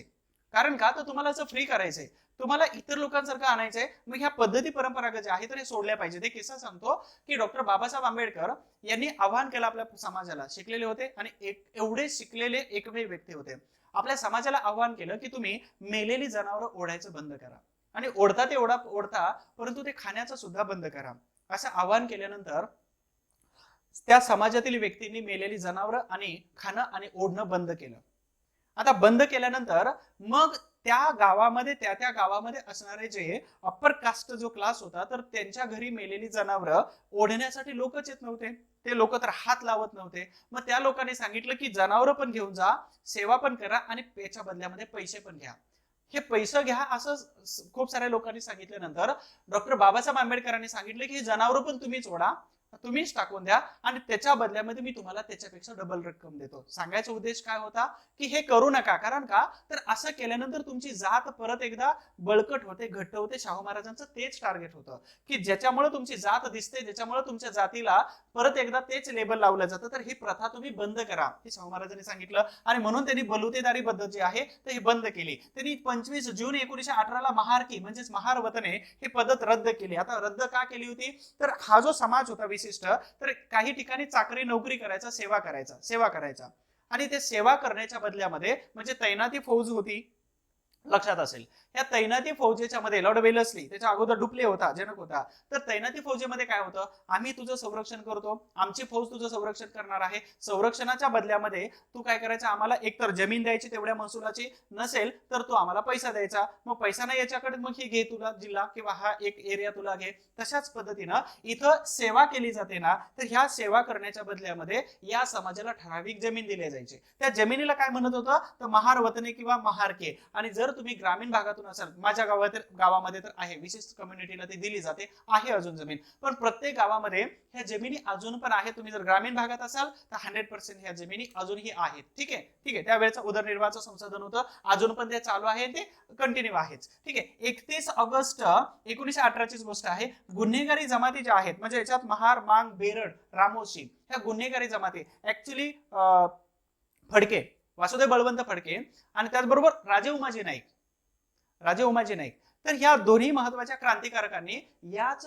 जमातींना, याच जातींना हाताशी धरून इंग्रजांना सळो की पळो करून सोडलं होतं. आणि त्याच जमातींना इंग्रजांनी कोणत्या कॅटेगरीमध्ये टाकलं, तर गुन्हेगारी जमाती. आणि या गुन्हेगारी जमातींना ब्रिटिशांनी काय केलं होतं, तर रोज हजेरी लावायची. तुम्ही अण्णाभाऊ साठे यांची फकीरा कादंबरी वाचली असेल, वाचली नसेल तर 1960 मध्ये त्या कादंबरीला सर्वोत्कृष्ट कादंबरीचा पुरस्कार दिला. अगदी निर्जीव गोष्टींना सुद्धा त्यांनी सजीव केलेला आहे. एकदा अवश्य वाचा. मग तुम्हाला एक चॅप्टर असेल स्मशानातील सोनं, भीमा वगैरे, ते वाचन, ते लिखाण खूप प्रभावी आहे आणि ते भारतातील एकमेव साहित्य रत्न आहेत. मी प्रमोशन नाही करत, पण स्टोरी खूप छान आहे. आणि त्याच्यामध्ये तुम्हाला सांगितल्याप्रमाणे की ह्या जमातींना जेव्हा रोजगार दिला जात नव्हता, तर हे रोजगार नाही दिला तर कुठेतरी शेती चोरणे, शेतीतून धान्य चोरायचं. म्हणून ब्रिटिशांकडे जेव्हा तक्रार आली, तर ब्रिटिश काय करायचे, तर यांना सकाळी, त्याच्यानंतर दुपारी, त्याच्यानंतर सायंकाळी आणि मध्यरात्री यांना हजेरी द्यावी लागत होती. मग अंथरुणात झोपला जरी असला तरी तिथून आवाज द्यायचा की हजर. ही हजेरी लावण्याची जी प्रथा होती, तर छत्रपती शाहू महाराजांनी काय केली, 1918 मध्ये महार, मांग, बेरड आणि रामोशी ह्या सगळ्या जमातीची हजेरी लावण्याची पद्धत कायदा करून बंद केली. म्हणजे ज्यांना काय करायचं होतं, तर ह्या कॅटेगरीला त्याच्यातून त्यांना बाहेर काढायचं होतं. लक्षात घ्या, सगळ्यांना इक्वॅलिटी आणायचं होतं. 15 सप्टेंबर कुर्तकोटींनी काय केलं, आपला शंकराचार्य पीठाचा राजीनामा दिला, या पदाचा हे राजीनामा दिला. कारण का, तर कुलकर्ण्यांची वतने यांनी बंद केली होती ना 1918 मध्ये, आणि म्हणून यांनी राजीनामा दिला. वाईट वाटलं, कारण कुर्तकोटी हे ब्राह्मण समुदायातून होते. त्यानंतर 10 नोव्हेंबर 1918 मध्ये सी.के. बोले यांनी काय केलं होतं, तर लोकसंघाच्या विद्यमानाने, लोकसंघाच्या मागासलेल्या वर्गातील लोकांची मुंबईमध्ये एक सभा घेतली होती. आणि मुंबईची सभा कुठे भरली होती, तर परळमध्ये भरली होती. आणि राज्यसेवा पूर्व परीक्षा 2023 मध्ये ह्या 4 जूनच्या परीक्षेमध्ये इथं प्रश्न आलेला आहे. मित्रांनो, मी शिकवलं होतं, ऑनलाईन ऑफलाईन सगळीकडे सांगितलं होतं. प्रश्न आलेला आहे. कसा आलेले परत एकदा बघूया. आता हे सी.के. बोले कोण होते, तर जेव्हा डॉक्टर बाबासाहेब आंबेडकर यांनी मंत्रिपदाची शपथ घेतली आणि ते मुंबईला आले, त्यावेळी रेल्वे स्टेशनवरती सत्कार आयोजित केला. 2च खुर्च्या ठेवलेल्या होत्या. आता सी.के. बोले हे वयोवृद्ध होते, पण खूपच भारी व्यक्तिमत्व होतं. आणि ह्या सी.के. बोलेंना बसायला खुर्चीच नाही. एकावरती सविता आंबेडकर आणि दुसऱ्यावरती डॉक्टर बाबासाहेब आंबेडकर बसले. मग सी.के. बोलेंनी मजाक मध्ये काय केलं तर आंबेडकरांच्या कडे पाहिलं. आंबेडकरांनी इशारा केला या या, आणि मग काय केलं तर सी.के. बोले बाबासाहेब आंबेडकरांच्या मांडीवरती बसले. हा त्याचा फोटो आहे आणि सगळ्यांकडे हसा पिकलेला होता. इथे एक मोठा जोक झालेला होता. तर हे सी.के. बोले आहेत, परंतु पुरोगामी होते, त्याचबरोबर परिवर्तनवादी विचारसरणीचे होते, त्याचबरोबर शाहू फुले आंबेडकर ह्या विचारसरणीमध्ये असणारे खूप महत्वाचे व्यक्तिमत्व होते. आणि हेच सी.के. बोले यांनी मुंबईच्या विधिमंडळामध्ये सदस्य असताना चांगले आणि परिवर्तनवादी बिल सुद्धा आणलेले होते. आणि काही पास झाले होते, काही रिजेक्ट झाले होते, परंतु सामाजिक समता प्रस्थापित करण्याच्या कामामध्ये यांनी सुद्धा खूप महत्वाची भूमिका पार पाडलेली आपल्याला दिसून येते. सी.के. बोले, ठीक आहे, लक्षात ठेवा यांचं नाव. आपण परत बघतोय आर्य धर्म परिषदा. छत्रपती शाहू महाराज हे सुरुवातीला आर्य समाज असेल, त्याचबरोबर सत्यशोधक समाज असेल, ह्या वेगवेगळ्या समाजाबरोबर ते जोडले गेलेले होते. त्याचबरोबर प्रार्थना समाज आहे, ह्या वेगवेगळ्या समाजासोबत जोडले गेले होते. मग आर्य धर्म परिषदा काय आहेत तर छत्रपती शाहू महाराज फक्त एकदाच नाही तर 2-2 वेळा आर्य धर्माच्या परिषदेचे अध्यक्ष झाले होते. कुठं कोणत्या वर्षी बघूया तर डिसेंबर इथं आहे 14 डिसेंबर 1918 आणि नवसारी या ठिकाणी आर्य धर्म परिषदेचे ते स्वतः अध्यक्ष झाले होते. आता हे कुठं आली नवसारी तर गुजरात मध्ये आहे, हे पण लक्षात ठेवा. आणि 6 ते 8 मार्च 1920 मध्ये भावनगर गुजरात आर्य धर्म परिषदेचे ते अध्यक्ष झाले होते. लक्षात ठेवा, मध्य प्रदेश मधून एक राजे होते आणि हे राजे आर्य समाजाची स्थापना किंवा आर्य समाजाची माहिती शाहू महाराजांना कोणी दिली असेल तर मध्य प्रदेशचे एक राजे होते. आणि हे दोघेही चालले होते कुठं तर 1913 साली इंग्लंडला चालले होते, रोपखंडामध्ये. आणि जाताना त्यांनी माहिती दिली आणि म्हणून येत असताना त्यांनी आर्य धर्म परिषदे जे आहे तर याला हजेरी लावलेली होती. एवढंच नाही तर न्यू राजाराम कॉलेज याचा एक इतिहास आहे. जेव्हा माझी 10वी झाली तर आमची परंपरा अशी होती, पुढच्या वर्गातली मुलं ज्या गावामध्ये ज्या शहरामध्ये शिकायला जातील तर तिथं जात होती. आमचा पुढचा जो वर्ग होता 10वी झालेला तो 11वी साठी कोल्हापूरला गेला. माझं सुद्धा ऍडमिशन न्यू राजाराम कॉलेज जुनं आहे ते आर्य समाजाच्या खर्चासाठी त्यांना दिलेलं होतं किंवा चालवण्यासाठी. त्या कॉलेजमध्ये झालं होतं पण हॉस्टेल नाही भेटलं, त्याच्यामुळं मी दुर्भाग्यवश झालो की कोल्हापूरमध्ये मला शिकता आलं नाही. परंतु खूप साऱ्या इमेजेस आहेत. तर भावनगर आणि नवसारी हे दोन्ही परीक्षेला विचारले जाऊ शकतात. आता ज्यावरती प्रश्न आलेला आहे ते पण आपल्याला इथं बघायचं आहे की कामगारांची सभा आणि छत्रपती शाहू महाराज बहुजन समाज, मागासवर्गीय आणि कामगार यांच्या प्रती आपले विचार कशा लेवलनी ठेवतात याच्यावरती प्रश्न आलेला आहे. तर सी.के. बोले जे आहे तर यांच्या संयमी संघर्षवादी नेतृत्वाखाली कामगार हितवर्धक सभेचं कार्य खूप जोराने चालू होतं. कोणत्या सभेचं? कामगार हितवर्धक सभेचं काम खूप जोमाने सुरू होतं. 10 नोव्हेंबर 1918 साली परळमध्ये, मुंबईच्या परळमध्ये कामगारांची सभा बोलवलेली होती आणि त्या सभेला 10,000 कामगार आणि त्याचबरोबर इतर मागासवर्गीय म्हणजे मागासवर्गीय सुद्धा समुदायातून लोक हजर होते. कारण का तर राजांना इथं बोलायची संधी, ऐकायची संधी मिळते. आणि याचं अध्यक्षपद छत्रपती शाहू महाराज यांच्याकडे होतं. ठीक आहे, यावरती 2023च्या 4 जून मध्ये हाच प्रश्न विचारलेला आहे. विश्लेषणामध्ये थोडंसं मागं पुढे झाले असेल किंवा या लेक्चर मध्ये सांगत असताना टंग स्लिप होण्याचा चान्स नाही, परंतु शेवटी माणूस आहे आणि माणूस हा चुकीचा पुतळा आहे आणि जो चुकतच नाही ते महापुरुष आहेत आणि त्याच महापुरुषांना मी एक सांगण्याचा प्रयत्न करतोय. म्हणून माझे जर काही चूक झाली असेल छोटी मोठी इकडे तिकडे 19-20 तर ते मात्र अगदी मला सांगायला विसरू नका, कारण का तो पुढच्या वेळी ह्या चुकातूनच मला सुधारण्याची संधी मिळते, चान्स मिळतो आणि तो तुमच्यापर्यंत चांगल्या पद्धतीने पोहोचवता येऊ शकते चांगली माहिती सुधारलेली. आपल्या अध्यक्षीय भाषणामध्ये कामगारांसंबंधी त्यांनी खूप मोठं व्यापक विवेचन केलेलं होतं छत्रपती शाहू महाराजांनी.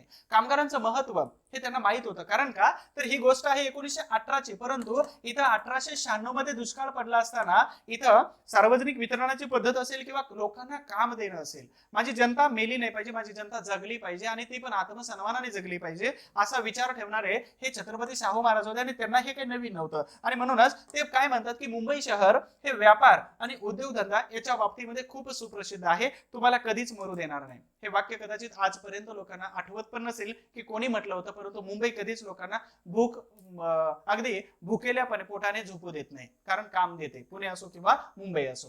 बरं, परत बघूया. 22 मार्च 1920 ची गोष्ट आहे, माणगाव या ठिकाणचे आहे. आणि माणगाव मी तुम्हाला लास्ट टाइमच्या लेक्चर मध्ये पण सांगितलं होतं की माझं बॅकग्राऊंड हे खूपच गरीब फॅमिली मधून आहेच. आणि त्याचबरोबर 2009 पर्यंत माझ्या घरचे ऊसतोडी करत होते. कोल्हापूरची गोष्ट आहे, 2009 मध्ये स्वाईन फ्लू आला होता आणि मी 2008 मध्ये पुण्यात आलो होतो. हा संघर्ष खूप मोठा आहे मित्रांनो, एवढा संघर्ष कोणाच्या वाटेला येऊ नये परत मला असं वाटतंय. 2009 मध्ये स्वाईन फ्लू आला, इथं राहणं मुश्किल झालं होतं म्हणून मी गावी गेलो. तर गावी आई वडील नव्हते, ते ऊस तोडी करत होते आणि ऊस तोडी करत होते माणगावच्या ज्या परिषदेचं ठिकाण जे आहे तर याच ठिकाणी ऊस तोडीची खोपटं होती, त्याला झोपड्या म्हणतात, त्याला ऊसाच्या पाल्याने बनवलेल्या. आणि तिथं राहण्याचा योगायोग आला. लक्षात ठेवा, हा संघर्ष आहे माझा, पण हा इथं या महापुरुषांच्या संघर्षापुढे आपला काहीच नाही, शून्य आहे. तर इथं राहण्याचा योगायोग आला. तिथं अस्पृश्य वर्गाच्या परिषदेपुढे छत्रपती शाहू महाराजांनी भाषण केलेलं होतं आणि या भाषणामध्ये छत्रपती शाहू महाराजांनी उद्गार काढले होते की बहुजन समाजाला त्यांचा पुढारी मिळालेला आहे आणि तुम्हाला या अस्पृश्यतेच्या गाळातून, या अस्पृश्यतेच्या विचित्र पद्धतीतून बाहेर काढल्याशिवाय आंबेडकर राहणार नाही, त्याचा हात वर करून त्यांना सांगितलेलं होतं. त्याचा अध्यक्ष कोण होतं? डॉक्टर बाबासाहेब आंबेडकर होते. आणि मात्र प्रमुख भाषण कोणाचं झालं असेल तर ते छत्रपती शाहू महाराजांचं झालेलं होतं. आणि हे खूप मोठं आणि इंटरेस्टिंग गोष्ट आहे. त्यानंतर 15 एप्रिल 1920 नाशिक या ठिकाणी शाहू महाराजांनी श्री उद्धवजी मराठा विद्यार्थी वसतिगृहाची कोनशिला सुरू केली. आता काय झालं होतं हे की बहुजन समाजातील मुलांना मूळ गावापासून जर बाहेर शहरामध्ये जर शिकायचं असेल तर त्यांना राहण्याची सोय आणि जेवणाची सोय दोन गोष्टी झाल्या पाहिजेत. आणि म्हणून त्यांनी वसतिगृहाची संकल्पना संपूर्ण महाराष्ट्राला, भारतालाच दिली, तर ती छत्रपती शाहू महाराज होते. आणि म्हणून त्यांनी संपूर्ण महाराष्ट्राच्या वेगवेगळ्या कानाकोपऱ्यामध्ये, नागपूर पासून कोल्हापूर पर्यंत, नाशिक पासून नगर पर्यंत सगळी वसतिगृहाची जाळं हे त्यांनी बनवलेलं होतं. लक्षात ठेवा, नाशिकचं बघितलं. 16 एप्रिलला त्यांनी नाशिकमध्ये निराश्रित सोमवंशीय समाजाच्या परिषदेमध्ये त्यांनी जोरदार भाषण केलेलं होतं. 30 मे नागपूर या ठिकाणी अखिल भारतीय अस्पृश्य समाज परिषदेचे ते अध्यक्ष झालेले होते. गोष्ट आहे 30 मे 1920 ची. पहिली परिषद कधी झाली होती? 1920 ला झाली होती. त्याच्यानंतर दुसरी परिषद 1920 ला झाली. पहिली झाली माणगाव या ठिकाणी. माणगावचे अध्यक्ष होते डॉक्टर बाबासाहेब आंबेडकर. नागपूरची परिषद झाली होती. नागपूरचे अध्यक्ष आहेत कोण? तर छत्रपती शाहू महाराज. आणि याच परिषदेच्या दरम्यान वीर शिंदे 1920 ला घेतली आणि त्याचे अध्यक्ष कोण होते? महात्मा गांधीजी. इंटरेस्टिंग किस्सा, नागपूरमध्ये छत्रपती शाहू महाराज आले होते. सनातनी लोकांनी बहिष्कार घातला होता, तिथले भोसले पळून गेले. कारण का? तर राजांचं स्वागत करावं लागेल. लक्षात येतं तुम्हाला? तिरस्करणीय परिस्थिती होते. अखिल भारतीय अस्पृश्यता समाज परिषदेचं भाषण एवढं गाजलं, गणेश आकाजी गवई पासून सगळी लोक प्रभावित झाले. स्वागताध्यक्ष वगैरे ह्या सगळ्या महत्वाच्या लोकांनी भूमिका पार पाडली. तर 6 जुलै 1920 कोल्हापूर या ठिकाणी शिवाजी क्षत्रिय वैदिक पाठशाळेची त्यांनी स्थापना केली. कारण का? तर एक व्यवस्था निर्माण केली पाहिजे, पॅरलल व्यवस्था निर्माण केली पाहिजे. मग पुरोहितांकडूनच ही सगळी सिस्टम किंवा हे सगळे विधी का अवलंब करायचा? मग आपली पण मंडळी निर्माण केली पाहिजे. म्हणून शिवाजी क्षत्रिय वैदिक पाठशाळा, वैदिक अभ्यासक्रम शिकवणारी हे. आणि अजून एक लक्षात ठेवा की जेव्हा छत्रपती शाहू महाराज यांचा अंत्यविधी जो आहे तर याच विद्यालयाच्या विद्यार्थ्यांमार्फत केलेला होता, ना की तिथे पुरोहित किंवा ब्राह्मण मंडळी होती. लक्षात ठेवा. ते पण 27 जुलै 1920 हुबळी या ठिकाणी कर्नाटक ब्राह्मणेतर समाज परिषदेची त्यांनी स्थापना केली. इथं प्रश्न तुमचा मुख्य किंवा पूर्व परीक्षेमध्ये बसू शकतो. आता इथं आपण बघतोय, तर आपण अजून काही महत्वाचं बघतोय. 1921 च्या जानेवारी महिन्यामध्ये छात्र जगद्गुरु या पदाची निर्मिती केली. त्यानंतर 19 नोव्हेंबर या ठिकाणी रायगड या ठिकाणी छत्रपती शिवाजी महाराज यांच्या शिव स्मारकाची उभारणी करण्याचा मानस आणि त्याचबरोबर त्यांचा हे प्रिन्स ऑफ वेल्स यांच्या हस्ते छत्रपती शिवाजी महाराज यांच्या शिव स्मारकाची पायाभरणी केलेली होती. वर्ष कधीचं आहे? 1921 च्या दरम्यानचा. सिंधुदुर्ग किल्ल्यातील छत्रपती शिवाजी महाराजांच्या मंदिराचा जीर्णोद्धार हा छत्रपती शाहू महाराजांनी केला. कोल्हापूरमध्ये तारा राणी ह्या कोल्हापूर गादीच्या संस्थापिका, तर त्यांची रथाची मिरवणूक निघायची. ही प्रथा काही कालकारणासाठी बंद झालेली होती. तर हे सोहळा शाहू महाराजांनी परत एकदा सुरू केला होता. कारण का? तर या ताराराणी कोल्हापूरच्या गादीच्या संस्थापिका होत्या. ठीक आहे. त्यानंतर 16 फेब्रुवारी 1920 दिल्ली या ठिकाणी अखिल भारतीय अस्पृश्य परिषद झाली होती आणि या परिषदेमध्ये अध्यक्ष सुद्धा कोण होते? तर छत्रपती शाहू महाराजच होते. 1922 आहे. याच्या अगोदर 1920 ला माणगाव, 1920 ला नागपूर आणि तिसरी आहे 1922 ची दिल्ली. आणि या परिषदेचे अध्यक्ष छत्रपती शाहू महाराज होते. परीक्षेला प्रश्न विचारले जाऊ शकतात. आता आपण बघतोय 1918 ला आंतरजातीय विवाहाला मान्यता देणारा कायदा. आपल्या बहिणीचा विवाह धनगर समाजातील मुलाबरोबर लावून व्यवस्था आणि सुरुवात परिवर्तनाची आपल्यापासून केली पाहिजे, ही घटना, ही एक संकल्पना शाहू महाराजांकडे होती. त्यानंतर 1917 साली त्यांनी पुनर्विवाहाचा कायदा सुद्धा केला होता. म्हणजे फक्त एका आंतरजातीय विवाहाची कन्सेप्ट वरतीच काम नाही केलं, तर एखाद्या विधवा परित्यक्त्या स्त्रीला परत एकदा मान सन्मानाने जगण्याचा अधिकार सुद्धा शाहू महाराजांनी अर्पण केलेलं दिसून येतो. बहुजन समाजाला राजकीय राजकीय निर्णय प्रक्रियेमध्ये सामावून घेतलं पाहिजे. 1902 ला ही सुरुवात झाली होती, परंतु टप्प्याटप्प्याने त्यांचं नाव बदल असेल किंवा त्यांना आर्थिक पाठबळ देणं असेल, तर या सगळ्या माध्यमातून त्यांनी राजकीय सक्षमीकरणाकडे या समाजाला घेऊन जाण्याचे प्रयत्न केलेले दिसून येतात. आपण बघतोय 1896चा दुष्काळ आहे आणि या 1896चा दुष्काळ आणि त्याच्यानंतर तुरंत आलेली ह्या बॉम्बे प्रांतातील ही प्लेगची साथ आणि या प्लेगच्या साथीदरम्यान छत्रपती शाहू महाराजच नाही तर पूर्ण महाराष्ट्राची कसोटी लागलेली होती आणि जिकिरीचे प्रयत्न करत होते की आपली जनता जगली पाहिजे. मग ब्रिटिश सरकारपासून सगळेच त्यामध्ये अन्याय अत्याचार होत होता. मग ग्रँड आणि पुणे हे तुम्हाला माहितच आहे.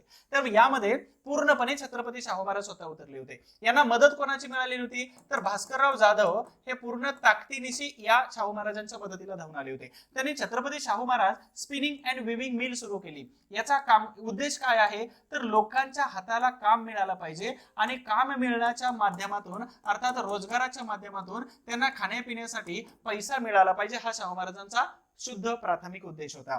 शाहूपुरी बाजारपेठ बसवली, शेतकऱ्यांच्या सहकारी संस्था उभा केल्या आणि त्याच्या माध्यमातून त्यांच्यापर्यंत खूप मोठी कामं, खूप मोठी रक्कम, खूप मोठं कर्ज देण्याचं काम इथं केलं होतं. शेतकी तंत्रज्ञानाच्या संशोधनासाठी किंग एडवर्ड ऍग्रिकल्चर इन्स्टिट्यूट हे कोल्हापूरमध्ये शाळा सुरू केली, कॉलेज सुरू केलं होतं आणि याच्या माध्यमातून शेतकीच्या बाबतीमध्ये संशोधन करण्याची जबाबदारी या किंग एडवर्ड ऍग्रिकल्चर इन्स्टिट्यूट कडे देण्यात आलेली होती.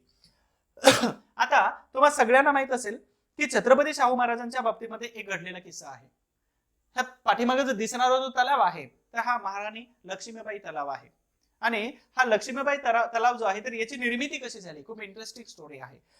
कर्नाटकच्या दौऱ्यावरती छत्रपती शाहू महाराज एकदा गेलेले होते आणि त्या कोल्हापूरच्या दौऱ्यावरती गेले असताना तिथल्या एका संस्थानिकाने महाराष्ट्रातील या बेरड रामोशी नावाच्या विशिष्ट जमातींना त्यांनी काय केलं होतं तर बंदिस्त करून ठेवलं होतं. आता बंदिस्त करून ठेवलं असताना मग तो राजा त्या जमातींना चोरी केली म्हणून विशिष्ट शिक्षा देणार होते आणि तेवढ्यामध्ये राजे पोहोचले. कोणती शिक्षा देणार हा विषय त्यांच्या पुढे निघाला किंवा कोणती जमात आहे तो कोल्हापूर किंवा तुमच्या भागाकडून आलेली ही भटकी जमात आहे आणि या जमातीने तर चोरी केली त्याच्यामुळे आम्ही त्यांना राजकीय दंड किंवा त्यांना योग्य शिक्षा देतोय. तर शाहू महाराजांनी सांगितलं की तुम्ही जे शिक्षा देणार आहात त्याच्यापेक्षा मी मोठी शिक्षा दिली तर तो राजा खुश झाला संस्थानिक आणि त्यांनी सांगितलं की ठीक आहे याच्यापेक्षा मोठी शिक्षा देणार आहात तर तुम्ही ठीक आहे. राधानगरी परिसरामध्ये त्यांना आणलं आणि राधानगरी परिसरामध्ये आणल्यानंतर शाहू महाराजांनी सांगितलं की या परिसरामध्ये तुम्हाला दगड काढायचे आहेत. लोक शाहू महाराजांना वेडा ठरवत होते, हे वेडा राजा आहे, काही करायला लावतो आणि काही उद्योग रिकामे उद्योग करत बसतो. परंतु शाहू महाराज दूरदृष्टीवाले होते. त्यांनी संपूर्ण जमिनीमधून दगड काढायला लावली, संपूर्ण जमीन उकरायला लावली. उकरून झाल्यानंतर ते दगड एकावरती एक लावायला सांगितले. ते लोक म्हणत होते महाराज पुढे काय, हे दगड एकावरती एक लावा. त्या दगडांच्या मध्ये चिखल भरा, माती भरा आणि माती भरा भरा म्हणत असताना ही 1907 मध्ये सुरू झालेलं जे काम होतं तर हे कामाचा परिणाम म्हणजेच काय तर हे धरण बनवलं. लक्षात ठेवा कोल्हापूर या ठिकाणापासून 1907 ला जे धरणाचं काम सुरू झालं होतं 55 किलोमीटर अंतरावर असणारं हे दाजीपूर या अभयारण्याजवळ आणि भोगावती नदीच्या किनाऱ्यावरती घातलेला जो बंधारा आहे तर ह्या बंधाऱ्याच्या माध्यमातून अनेक हजारो किलोमीटरची जमीन ओलिताखाली आणली. ही दूरदृष्टी होती आणि मग त्या लोकांनाही नंतर कळालं की शाहू महाराजांनी आपल्याला शिक्षा दिली परंतु त्याच्या माध्यमातून लोकांचा पाण्याचा प्रश्न मात्र किती मोठ्या प्रमाणामध्ये सोडला होता. आणि ह्या धरणाचं बांधकाम जे आहे तर शेतकऱ्यांच्या कर्ज उपलब्ध करून देणे, त्याचबरोबर कृषी विकासाकडे लक्ष देणे, त्याचबरोबर दुष्काळी कामे, तगाई वाटप असेल, स्वस्त कर्ज, स्वस्त धान्य दुकान, निराधार आश्रमाची स्थापना केली आणि म्हणूनच या सगळ्या लोकांनी 1896 मध्ये छत्रपती शाहू महाराजांना एक उपाधी दिली, असा राजा होणे नाही.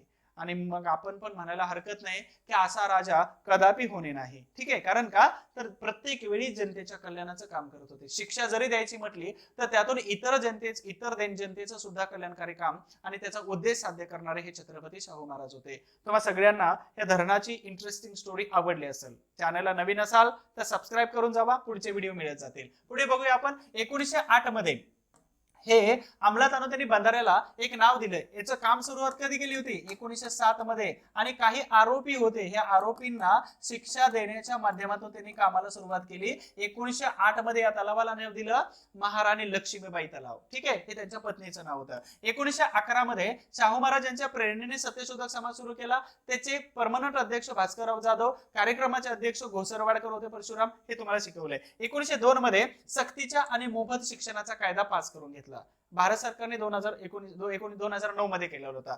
तसेच 500 ते 1000 लोकवस्ती असणाऱ्या गावामध्ये शाळा स्थापन केली पाहिजे. मग चिपरी पेटा हे तुम्हाला सगळं माहित असेल. ठीक आहे, पालकांनी जर मुलगा शाळेत पाठवण्याच्या वयाचा जर झाला असेल तर त्या पालकांनी पाठवलं पाहिजे, आणि जर नाही पाठवलं तर त्यांना दंड ठोठावलेला होता. ह्या दंडावरती प्रश्न आलेला आहे. इथं मात्र संदिग्धता आहे की 1 रुपये की 25 पैसे. बऱ्याच पुस्तकामध्ये तुम्हाला 25 पैसे हा सुद्धा आकडा दिसून येतो, परंतु 1 रुपये ह्या सर्वात जास्त पुस्तकामध्ये दिसतो. ठीक आहे, परंतु याच्यावरती परत प्रश्न असा संदिग्ध असल्यामुळे परत प्रश्न येण्याची शक्यता कमी आहे. परंतु तिथं तुम्हाला जे योग्य उत्तर वाटतंय, तुम्ही जो रेफरन्स योग्य वाचताय तर त्याच्यातून ते उत्तर तुम्हाला पिकअप करायचे. परंतु आता योग्य उत्तर 25 पैसे दिलं असं वाटतं आयोगाने. ठीक आहे, आपण बघतोय मारण्याचा कट. जेव्हा जेव्हा खूप चांगलं आणि परिवर्तनवादी काम होत असतं तर त्या प्रत्येक व्यक्तीला मारण्याचा कट रचलेला आहे.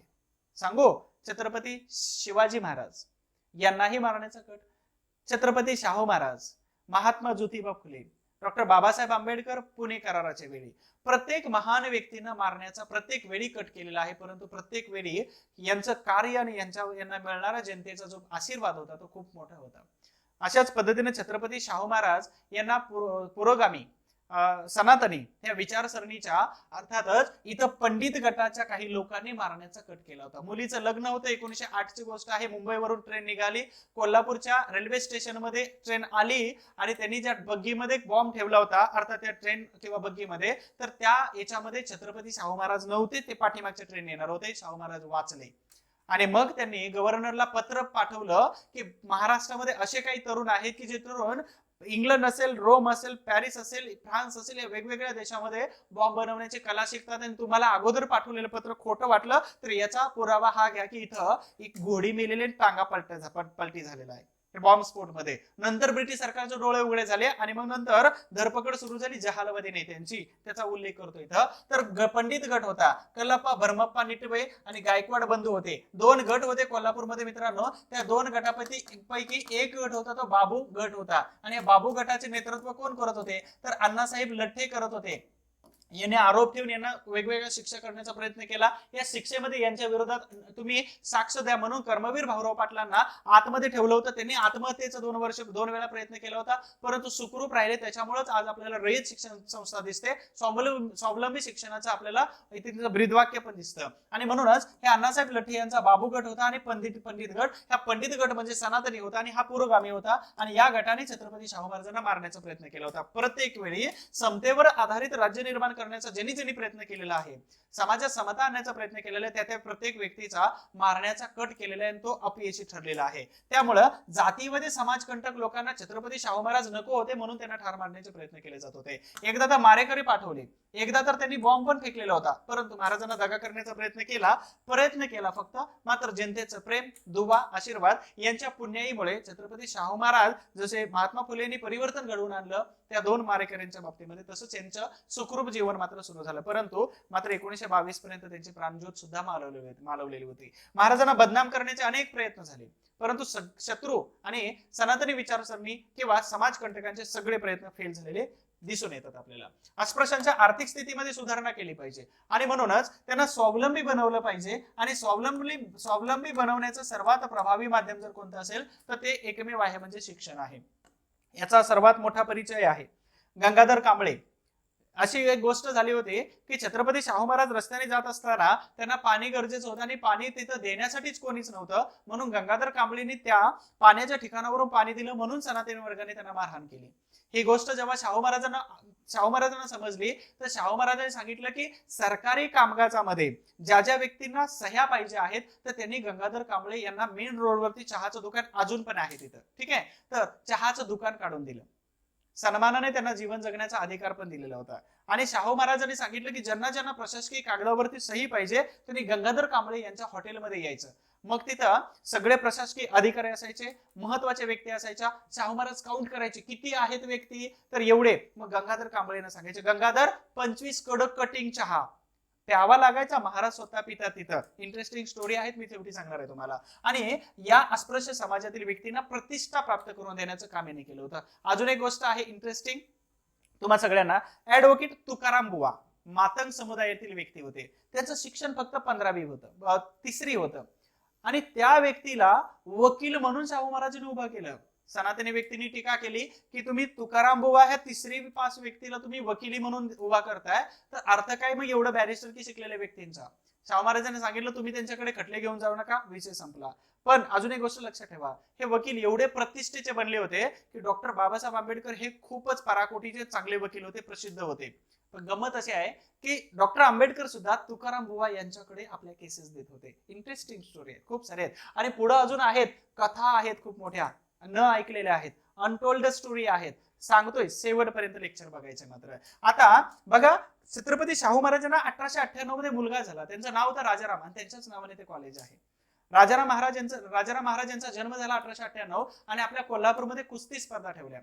ह्या कुस्ती स्पर्धेमध्ये नॉर्थ इंडियाच्या सगळ्या पैलवानांनी पंजाबच्या या कोल्हापूरच्या पैलवानांना हरवलं. शाहू महाराजांच्या जिव्हारी लागलं की माझे पैलवान का हरतात आणि माझे पैलवान का हरतात, म्हणून त्यांनी तालमी खोलायला सुरुवात केली. खासबागची तालीम तुम्हाला सगळ्यांना प्रसिद्ध आहे, माहित आहे. 1907 ला बांधकाम सुरू झालं, ते 1915 ला पूर्ण झालं. त्या तालमीमध्ये कित्येक लोकांना शाहू महाराजांनी त्यांचा उद्धार केलेला होता. अजून एक इंटरेस्टिंग गोष्ट सांगून देतो तुम्हाला की त्या तालमीमध्ये अस्पृश्य पैलवान होते, भटक्या विमुक्त जाती जमातीतून पैलवान होते, परंतु स्पृश्य जातीतून आलेले पैलवान त्यांच्या बरोबर कुस्ती करत नव्हते.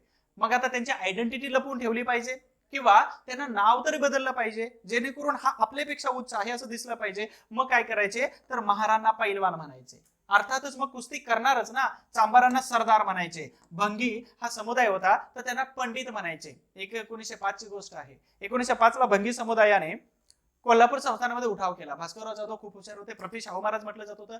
कोल्हापूरचे दुसरे शिल्पकार होते. मुंबईवरून भंगी समाज आणला आणि त्यांनी काम करायला सुरुवात केली. विशेष होतं की या भंगी समुदायाने आपला संपच माघार घेतलेला होता. तर या सगळ्यांना नावं दिली होती. याच्यावरती मात्र तुमचा प्रश्न बनू शकतो, लक्षात ठेवा कोणाला कोणतं नाव दिलेलं होतं. त्यानंतर अस्पृश्य सुशिक्षित तरुणांची त्यांनी तलाठी म्हणून नेमणूक केली होती. भरती आलेले सगळे महाराष्ट्र त्याच्यावर तुटून पडलेले, तुम्ही पण जोर लावा ताकदीनं, ठीक आहे. तर तलाठी या पदावरती यांची सुशिक्षित तरुणांची नेमणूक केलेली होती. पुढे बघतोय आपण 1918 मध्ये उद्योगधंदे सर्व जाती समुदायासाठी खुले केले होते. 1911 ला जोगिनी किंवा देवदासी किंवा आपण यांना अजून वेगवेगळ्या नावाने ओळखतो की मुलगा झाला किंवा मुलगी झाली तर तुला प्रसन्न करेल, तुला अर्पण करेल. देवदासी हे जोगतीनी ह्या ज्या प्रथा होत्या, तर ह्या प्रथेला कायदा करून त्यांनी प्रतिबंध घातला. लक्षात ठेवा, एखादी मुलगी कोणत्या तरी देवाला अर्पण केली जाते, तिने आयुष्यभर लग्न करायचे नाही, देवाची पूजा करायची. म्हणजे ती मुलगी त्या गावातील ती पुजारी असतील किंवा समुदाय बलाढ्य असतील संपत्तीनं, तर त्यांच्या ती उपभोगाची वस्तू होती. ती शाहू महाराजांना ते माहित होतं. ही रूढी प्रथा परंपरा बंद करण्यासाठी त्यांनी प्रतिबंध कायदाच केलेला होता की अशा पद्धतीचं आपल्याला हे करता येणार नाही. आणि आज पण मुरळी ही प्रथा जी आहे तर आहे, आता वेगवेगळ्या पद्धतीने ते समाजात पुढे आणली जाते, परंतु या प्रथा कायद्यानेच बंद केलेल्या होत्या. जुलै 1902 मध्ये 50% आरक्षण, संपूर्ण भारतामध्ये आरक्षणाचे जनक म्हणून शाहू महाराजांचा गौरव केला जातो. शाहू महाराज यांचा निर्णय उच्चवर्णीय समुदायाला मात्र पचलेला नव्हता. मोठ्या पुढाऱ्यांनी त्यांना विरोध केला, पण शाहू महाराज राजे होते. त्यांनी ठरवलं की जर 1898 मध्ये 1900 पर्यंत जर मला अस्पृश्यतेचे चटके बसतात, मी राजा असून माझी ही अवस्था असेल, तर मग ह्या समुदायाची काय अवस्था असेल, बहुजन समुदायाची. आणि म्हणूनच त्यांनी जाती समुदायासाठी आरक्षणाचं हे नवीन केलेलं उपाययोजना होती. शाळा, दवाखाना, पानवटा, सार्वजनिक ठिकाणं, विहिरी, त्याचबरोबर सार्वजनिक इमारती इत्यादी ठिकाणी काय केलं, अस्पृश्यांना समानतेने वागणूक मिळावी याच्यासाठी त्यांनी हे सार्वजनिक ठिकाणं खुली केलेली होती. हे शाहू महाराजांनी आपल्या संस्थानामध्ये केलेला कायदा होता. त्यानंतर बॉम्बे प्रेसिडेन्सी, त्यानंतर भारत सरकार आणि त्याच्यानंतर कलम नंबर आपल्यामध्ये आलेला आहे 18, ठीक आहे. आणि ही कलम सांगतात 17-18 हे 14 पासून अगदी 35 पर्यंत, म्हणजेच या मूलभूत हक्कांच्या कायद्यामध्ये ही सगळं शाहू महाराजांनी पहिल्यांदा. म्हणून डॉक्टर आंबेडकर काय सांगतात, खूप प्रसिद्ध वाक्य बोलतात, कधी लक्षात ठेवा की संविधान निर्मितीच्या अगोदर संविधानाची अंमलबजावणी जर करणारे कोण असेल तर ते होते छत्रपती शाहू महाराज. वाक्य समजलं?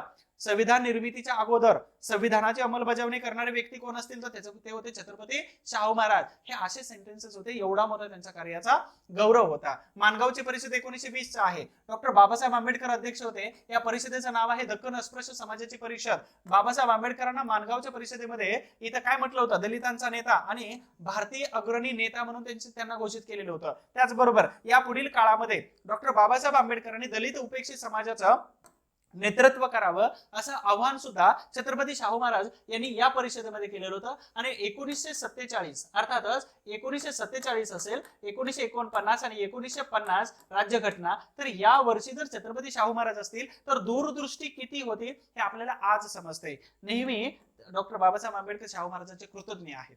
कारण का, तर त्यांनी तो विश्वास किंवा त्यांच्यामध्ये पाहिलेलं ते गुण होतं. एखादा शिक्षक एखाद्या विद्यार्थ्यामध्ये असणारे गुण पाहतो, तशाच पद्धतीनं आपल्या या ज्युनियर समाज सुधारणावादी व्यक्तीला शाहू महाराजांनी बघितलेलं होतं, अनुभवलेलं होतं. आणि तुम्हीच हे परिवर्तन घडवून आणू शकता हा दिलेला विश्वास डॉक्टर आंबेडकर 1949 पर्यंत अर्थात त्यांच्या महापरिनिर्वाण 56 पर्यंत त्यांनी साध्य करून दाखवलेलं होतं. ती ही माणगावची परिषद आहे. अजून एक इंटरेस्टिंग गोष्ट सांगतो तुम्हाला. जेव्हा शाहू महाराजांना समजलं की अस्पृश्य किंवा बहुजन समाजामधून डॉक्टर आंबेडकर एकमेव व्यक्ती आहे जे इंग्लंडमधून अर्थशास्त्राची पदवीच नाही तर उच्च विद्याविभूषित व्यक्ती एकटेच आहेत. आणि त्यांनी एका व्यक्तीला सांगितलं की आंबेडकरांपर्यंत निरोप पोहोचवा की शाहू महाराजांनी बोलवलेला आहे. तो व्यक्ती अर्ध्यातूनच परत गेला. शाहू महाराजांना संशय आला की हा गेलाच नाही पुढे. शाहू महाराज मुंबईच्या त्या परळच्या अगदी डबक चाळीमध्ये चालत गेले, शोधत गेले आणि आंबेडकरांचं घर पहिल्या मजल्यावरती होतं. शाहू महाराजांनी खालूनच आवाज दिला, डॉक्टर आंबेडकर. आंबेडकर वाकून बघितलं, अंगावरती बनेल होतं आणि खाली पूर्णतः लुंगी वगैरे टाकलेली होती. आणि अशा अवस्थेत आंबेडकरांनी जेव्हा शाहू महाराजांना बघितलं तर त्यावेळी त्यांना काहीच सुचलंच नाही. टोटली ब्लँक झाले, करावं काय. तडकापडकी उतरून खाली आले आणि खाली आल्यानंतर सन्मानासह त्यांना वरती घेऊन गेले. गेल्यानंतर त्यांनी काय केलं, आदरातिथ्य केलं, पाहुणचार केला, अतिथी देवो भव केलं. आणि त्याच्यानंतर आंबेडकरांनी एक शांत भाषेमध्ये, शांत आवाजामध्ये एक सायलेंटली एक वाक्य बोलले की तुम्ही राजे आहात. तुम्ही एक निरोप दिला असता तर मी तिथपर्यंत आलो असतो. त्यावरती शाहू महाराज, मोठ्या व्यक्तीचं हेच लक्षण असतं. शाहू महाराजांचे वाक्य होतं, आम्ही तर वंश परंपरेचे राजा आहोत, तुम्ही खरे ज्ञानाचे राजे आहात. आणि या ज्ञानाच्या राजाचा असाच यथोचित सन्मान केला पाहिजे. ह्या डबक चाळीमध्ये गेलेल्या शाहू महाराजांनी आंबेडकरांबद्दल बोललेले वाक्य होतं. शेवटी त्यांनी अर्ध राहिलेले शिक्षण पूर्ण करण्यासाठी बाबासाहेब आंबेडकरांना खूप सारी मदत केली. त्याचबरोबर माझी फी भरण्यासाठी मला पैसे पाहिजेत, पटकन पैसे पाठवले. माझ्या शिक्षण थोडंसं लांबणीवर चाललेलं आहे, घरी खूप तारांबळ सुरू आहे आणि मग मला पैसे घरी पाठवायला पाहिजेत, घरी पैसे पाठवून दिले. मूक नायक खूपच डबघाईला आलेला आहे, थोडी आर्थिक मदत पाहिजे, पैसे पाठवले. जशा पद्धतीनं बहुजन समाजातील लोकांना शिकलं पाहिजे म्हणून आर्थिक मदत करायचे हे सुरू केलं होतं सयाजीराव गायकवाड महाराजांनी, तशाच पद्धतीने शाहू महाराजांनी त्याची परत पुनरावृत्ती केली. इंटरेस्टिंग स्टोरीज आहेत, मी प्रत्येक कंटेंटला जोडतोय एखादी स्टोरी. लक्षात आलं असेल, माणगावची परिषद खूप वेळा याच्यावरती प्रश्न विचारलेले आहेत. आणि हा दाखवलेला एका राजाने एका उच्च विद्याविभूषित व्यक्तीबद्दलचा विश्वास आंबेडकरांनी संविधान देऊन त्यांनी साजरा केलेला होता. ठीक आहे, सार्थ केलेला होता.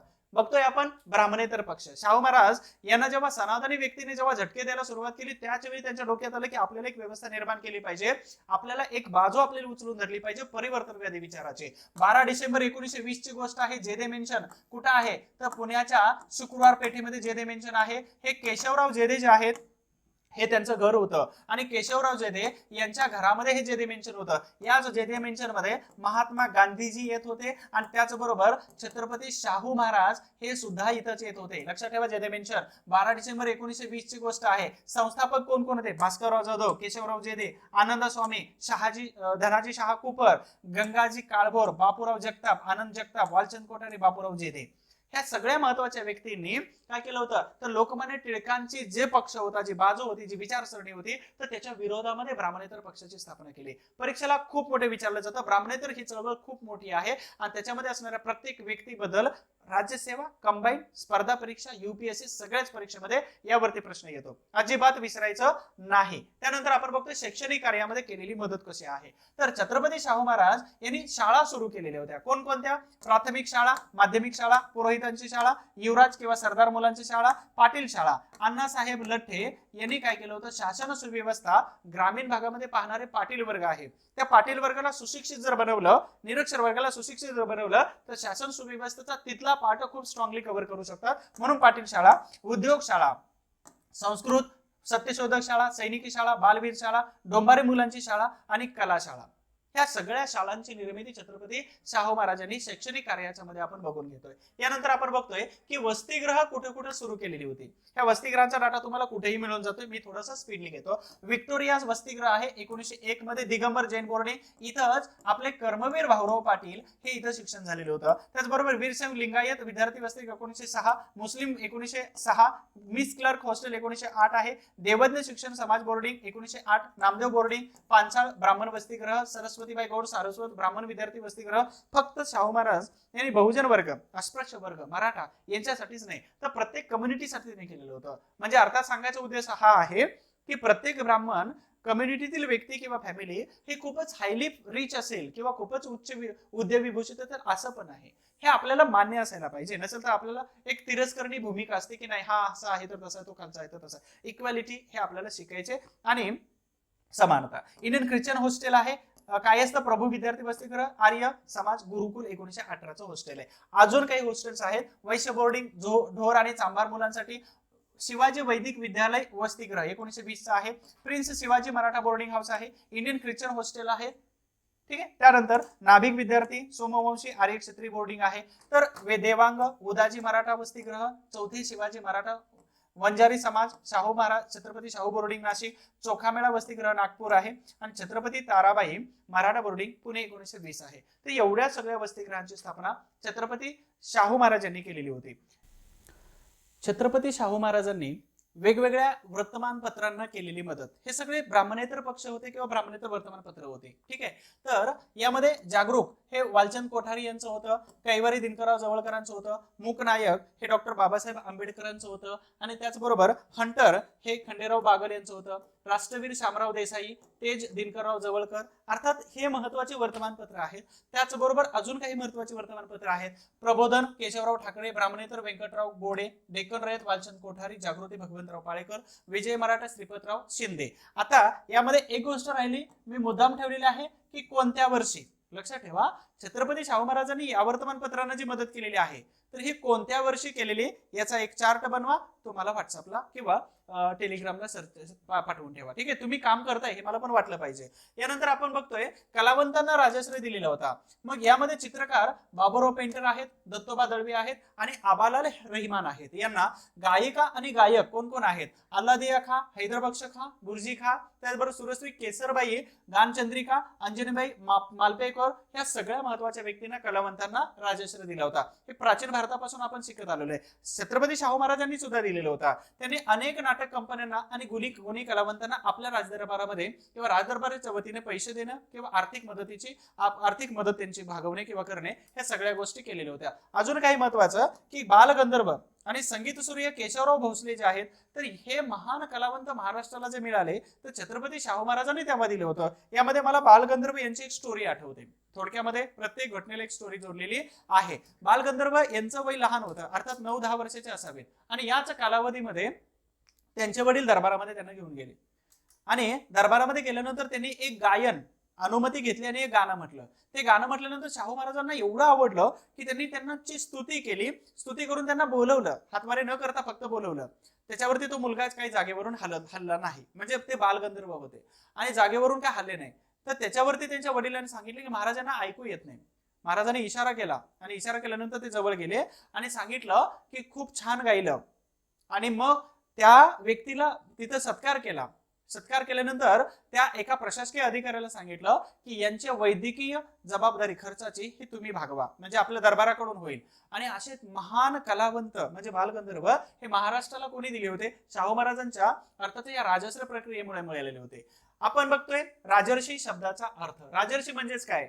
तर राजर्षी म्हणजेच असा शब्द आहे की जो शब्द भारतातील अनेक राजांपैकी फक्त एका राजाला तो लागू होतो. काय होतो? तर हिंदू धर्म आणि हिंदू पौराणिक कथामध्ये राजर्षी म्हणजेच काय? तर एक शाही संत अशी ही पदवी आहे. त्यालाच इंग्रजीमध्ये Rajarshi in Hinduism and Hindu mythology is a royal saint. आणि हे रॉयल सेंट किंवा राजर्षी म्हणजेच फक्त आहेत कोल्हापूरचे अगदी करवीर नगरीचे शिल्पकार छत्रपती शाहू महाराज. संपूर्ण भारतामध्ये एकच राजर्षी हे तुम्हाला मिळून जातील, सापडून जातील. पदवी कशी मिळाली, कुठे मिळाली, थोडक्यामध्ये आपल्याला बघायचे आहे. तर 19 ते 21 एप्रिल 1919 तारीख लक्षात ठेवा. कानपूर हे ठिकाण आहे उत्तर प्रदेशमध्ये आणि हिंदुस्थानातील कुर्मी या क्षत्रियांच्या 13व्या परिषदेचे छत्रपती शाहू महाराज अध्यक्ष राहिलेले होते. या अध्यक्षते असतानाच हे राजर्षी ही पदवी जी आहे तर ही कुर्मी समाजाने त्यांना दिलेली पदवी होती. मग राजर्षी म्हणजेच काय तर अगदी शाही संत आहे. ठीक आहे, तर ह्या पदवीचा हा त्याचा अर्थ होऊन जातो. आपण बघतोय छत्रपती शाहू महाराज यांचे समर्थक व्यक्ती कोण कोण होत्या या गटावरती तुमचा प्रश्न विचारला जाऊ शकतो. भास्करराव जाधव, अण्णासाहेब लठ्ठे, हरिभाऊ चव्हाण, परशुराम इनामदार, घोसरवाडकर, बळवंतराव राणे, जर आजरा आजगावकर, वालचंद कोठारी, भगवंतराव पाळेकर, डॉक्टर बाबासाहेब आंबेडकर, केशवराव बागडे, केशवराव जेदे, बळवंतराव पाटील, मुकुंदराव पाटील, रत्ना पाकुंबार, माधवराव बागल आणि श्रीपतराव शिंदे या महत्वाच्या व्यक्ती ज्या आपापल्या कार्याने आपापल्या कार्यप्रसिद्धीने कार्याच्या जोरावरती प्रसिद्ध आणि आपल्या कामाचा ठसा उमटवणाऱ्या या काही महान व्यक्ती होत्या ज्या छत्रपती शाहू महाराजांच्या विचारांचा वारसांचा हे अगदी समर्थन करणाऱ्या व्यक्ती होत्या. यानंतर बघतोय आपण इतर अण्णासाहेब लठ्ठे यांनी दलितांसाठी society from the promotion of depressed class नावाची सोसायटी सुरू केली. साधारणतः 1908 च्या दरम्यान ही सोसायटी स्थापन झाली होती. याला मदत शाहू महाराजांनी केली होती. टिळकांना गोळ्या घालून मारलं असतं. विलास कराड, प्राध्यापक विलास कराड, तर आंबेडकर स्टडीज नावाचे एक सेंटर आहे दिल्लीमध्ये, तर त्याचे लेखक आहेत विलास कराड, शंकरराव खरात यांचे सुपुत्र आहेत. तर यांनी लिहिलं होतं की टिळकांना मी गोळ्या घालून मारलं असतं जर माझ्याकडे बंदूक असते आणि टिळक समोर आले असते. कारण का तर टिळकांनी त्यांचं नाकीनं मानलं होतं की आपले विचार जे आहेत हे विरोधाभासी पसरवण्याचं काम केलं होतं आणि म्हणूनच. परंतु लोकमान्य टिळकांचा जेव्हा मृत्यू झाला 1 ऑगस्ट 1920 ला, तर त्यावेळी शाहू महाराजांनी विरोधच जर असायला पाहिजे तर तो लोकमान्य टिळकांसारखा असायला पाहिजे असा गौरव सुद्धा त्यांचा केलेला आपल्याला दिसून येतो. आपण बघतोय काही महत्वाच्या स्टोरीज. हे तुम्हाला पॅलेस माहित असेल, हा पॅलेस आहे राजाराम पॅलेस किंवा न्यू पॅलेस. या पॅलेसच्या या निमित्ताने अनेक स्टोरीज बघतोय. सोनतळी हे कोल्हापूर शहरापासून थोड्याच अंतरावरती एक गाव आहे. त्या सोनतळी गावामध्ये शाहू महाराजांनी एक घसरगुंडी बनवलेली होती. त्याच्याबद्दल खूप मोठे चुकीचे गैरसमज आणि चुकीच्या स्टोरीज पसरवले जातात. स्टोरी चुकीची अशी पसरवली जाते की स्त्रियांवरती अत्याचार करण्यासाठी घसरगुंडीचा वापर केला जात होता, परंतु ही टोटली चुकीचं आहे. शाहू महाराजांचं वजन वाढलेलं होतं, तब्येतीचे खूप मोठे इश्यू सुरू होणार होते किंवा झाले होते आणि हे कमी करण्यासाठी शाहू महाराजांनी काय केलं तर तिथं माती आणि दगडांची घसरगुंडी बनवली आणि त्या घसरगुंडीवरून एका बाजूने त्या लोखंडाच्या सळयांना पकडून शाहू महाराज वरती जायचे चालत जिन्यावरून आणि दुसऱ्या बाजूने ते घसरत यायचे. म्हणजेच काय तर आपली तब्येत कमी होणे किंवा आपली तब्येत आणि हेल्थ सांभाळण्यासाठी शाहू महाराजांनी केलेली व्यायामाचा एक प्रकार होता, ती घसरगुंडीचा प्रकार होता. म्हणजे सोनतळी कॅम्प या ठिकाणी शाहू महाराजांनी घसरगुंडी उभा केलेली होती. ही पहिली कथा झाली. परंतु गैरसमज खूप पसरवले जातात आणि गैरसमज कोणाकडून पसरवले जातात तर त्यांच्या कामाला त्यांच्या कामाला योग्य आवडत नाही, काम आवडत नाही किंवा विरोध करणारी लोक आहेत यांच्याकडून गैरसमज पसरवले जातात. दुसरी एक गोष्ट आहे की छत्रपती शाहू महाराज एका शिकारीला गेले होते आणि शिकारीला गेले असताना तिथे एका पारध्याने एक ससा मारलेला होता. तो ससा बघितला आणि त्यांनी त्या पारध्याला जवळ बोलावून सांगितलं की हा ससा कशासाठी मारलाय. शाहू महाराजांना त्यांनी मुजरा केला आणि सांगितलं महाराज तुमच्यासाठी. महाराजांनी सांगितलं राजवाड्यामध्ये किंवा तिथंच आसपास सांगितलं की या सशाचं कोरड्याच बनवा म्हणजे भाजी बनवा. आणि जेव्हा जेवण बनवलं तर त्यावेळी त्या पारध्याला खूप लांबपर्यंत झाडाखाली बसवलेलं होतं प्रशासनातील काही सोबतच्या व्यक्तींनी. शाहू महाराजांनी सांगितलं की तो एवढ्या लांब का बसलेला आहे, त्याला माझ्या बाजूला पान करा, ताट करा आणि तिथं वाढा. ही पारध्याची गोष्ट होती. खूप इंटरेस्टिंग स्टोरीज आहेत छत्रपती शाहू महाराज यांच्या बाबतीमध्ये. दुसरं, पहिलं महायुद्ध सुरू होतं. पहिल्या महायुद्धाचा कालावधी 1914 ते 1918 होता आणि या पहिल्या महायुद्धाच्या कालावधीमध्ये काही हिंदी सैनिक युरोपमध्ये गेलेलं होतं. तिथं अन्न आणि पाणी याची खूप वानवा झाली होती, खूप दुर्भिक्ष होतं अन्न आणि त्यावेळी तिथल्या लोकांना घोडी मारून खाण्याचं सुद्धा परवानगी नव्हती. म्हणजे घोडी मारून खात होते काही लोक, परंतु हिंदी सैनिक आम्हाला बहिष्कृत केलं जाईल, वाळी टाकलं जाईल म्हणून हिंदी सैनिक उपाशी राहत होते. हे पत्र आलं छत्रपती शाहू महाराजांच्या पर्यंत. शाहू महाराजांनी बेधडक पत्र लिहिलं की तुम्ही तुमच्या फॅमिली आणि समाजाची बिलकुल चिंता करू नका, तुम्हाला जे काय करायचे ते करा. हे आपल्या सैनिकांना प्रोत्साहन देण्याचं काम छत्रपती शाहू महाराजांनी अशा पद्धतीनं आपल्या याच्यामधून केलेलं होतं. 1905 ची गोष्ट आहे. छत्रपती शाहू महाराज या आपल्या फोर्ड गाडीमधून आपल्या राजदरबारामधून आपल्या राजवाड्यामधून निघाले. थोड्या काही अंतरावरती गेल्यानंतर, अर्थातच बऱ्याच अंतरावरती गेल्यानंतर एका शेतातील रस्त्यातून जात असताना त्यांची गाडी अचानक स्लिप झाली आणि ती थोडीशी बाजूच्या चिखलामध्ये जाऊन पडली. चिखलामध्ये पडल्यानंतर त्याच्यावरती जो ड्रायव्हर होता हा लिंगायत समाजातून एक तरुण होता. शाहू महाराज चिखलात पडले, सगळा अंगावरती चिखल लागला. महाराजांना खूप राग आला. त्या रागाच्या भरामध्ये त्या लिंगायत समाजाच्या व्यक्तीला लाथेने, चपलेसहित लाथेने मारलं. लाथ मारल्यानंतर ही स्टोरी सगळ्या वाचायची असतील तर डी ओव्हाळ नावाचे एक खूप वक्ते आहेत चांगले, किंवा त्यांचा संग्रह जर वाचला तुम्ही तर या संग्रहामध्ये तुम्हाला वाचायला मिळून जातं. लाथ मारली चपलेसहित आणि त्याला दुसऱ्या दिवशी कामावरून काढून टाकलं. नवीन ड्रायव्हर ठेवला आणि गाडीनुसार त्यांना गाडीने ते फिरू लागले. शाहू महाराजांना खूप वाईट वाटलं की आपण या मुलाला कामावरून काढलंच, परंतु त्याला लाथ मारली. एक राजा होता की जो आपल्या प्रजेची एवढी काळजी करत होते. आणि मग त्यांनी काय केलं, त्या मुलाच्या घरी गाडी घेऊन गेले. सांगितलं की असा प्रकार आहे की मी तुला मारलं हे टोटली चुकीचं आहे. त्या मुलाने, त्या तरुणाने शाहू महाराजांना सांगितलं की महाराज तुम्ही नोकरीवरून काढलं, मला याचा बिलकुल राग नाही, परंतु माझ्या समाजामध्ये, लिंगायत समाजामध्ये ही प्रथा आहे, जर कोणी चपलनं जर मारलं तुम्हाला तर समाजामधून बाहेर काढलं जातं. महाराजांचा राग अनावर झाला. सांगितलं, फतवा काढला की संपूर्ण कोल्हापूर शहरामधून जेवढे लिंगायत समाजाचे पुढारी आहेत त्यांना संध्याकाळी पारावरती बोलवा. आणि पारावरती आल्यानंतर त्यांनी शेणाने भरलेली एक बकेट ठेवली आणि चपला बुडवून प्रत्येकाला मारलं.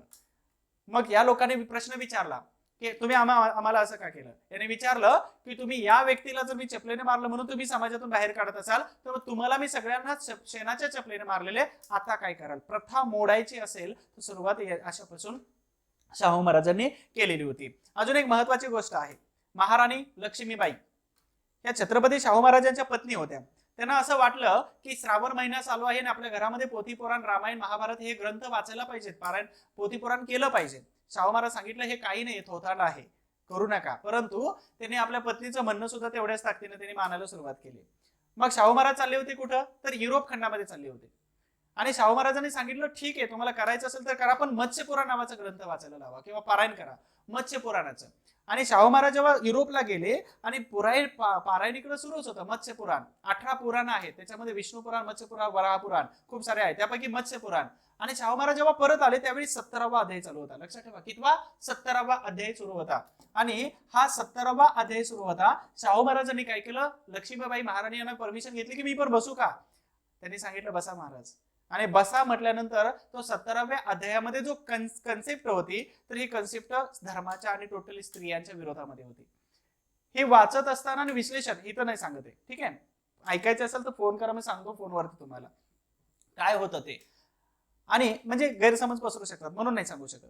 आणि मग हे ऐकत असताना महाराणी जे आहेत लक्ष्मीबाई, ते यांना प्रचंड राग आला. त्यांनी त्या पुरोहिताला बाहेर हकलून दिलं तिथून. आणि म्हणून महाराज सांगितलं की म्हणून मी नको सांगतोय हे पोथी पुराण घरामध्ये लावायला किंवा सुरू करायला. तर अशा प्रकारे हे कान उघडणी सुद्धा शाहू महाराज अशा पद्धतीने ते करत होते. एकदा एक ज्योतिष त्यांच्या दरबारामध्ये आला होता. ज्योतिषांनी सांगितलं की महाराज मी तुमचं भविष्य बघेल.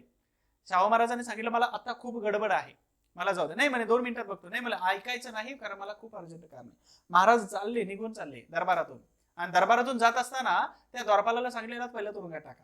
तुरुंगात टाकलं, त्याला काही समजना. एक रात्र काढली, झुणका भाकरी खाल्ली मस्त, मच्छर वगैरे चावले जाम त्याला. दुसऱ्या दिवशी त्याला काढलं आणि 11 वाजता महाराजांच्या दरबारामध्ये हजर केलं. त्यानं पाया पडला, मुजरा केला. महाराज माझं काही चुकलं, ना चोरी केली, ना खोटं बोललो, ना गुन्हा केला, ना खून केला, मला आतमध्ये का टाकलं.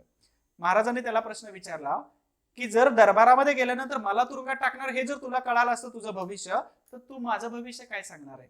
अशा पद्धतीनं प्रॅक्टिकली ते काम करत होते आणि ते वर्क करत होते. शाहू महाराज प्रत्येक वेळी काय करायचे, काहीतरी विशेष असे घटना घडत होते.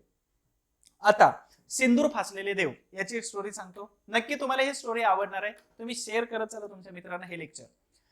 एका रानामध्ये गेले जमिनीच्या, आणि तिथं खूप सारे देवांना सिंदूर फासलेलं होतं. दगडांना सिंदूर फासून देव बनवण्याची प्रथा फक्त भारतातच आहे.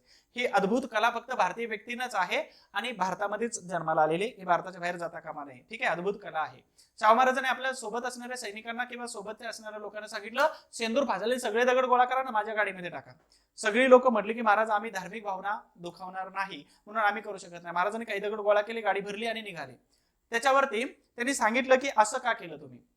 मग हे दगड जर माझं भविष्य आणि हे पीक वगैरे हे जर बनवणार असतील तर मग जिवंत माणसांचं काम काय. हे शाहू महाराज परिवर्तनवादी विचाराचे होते म्हणून हे सगळ्या गोष्टी अशा सांगत होते.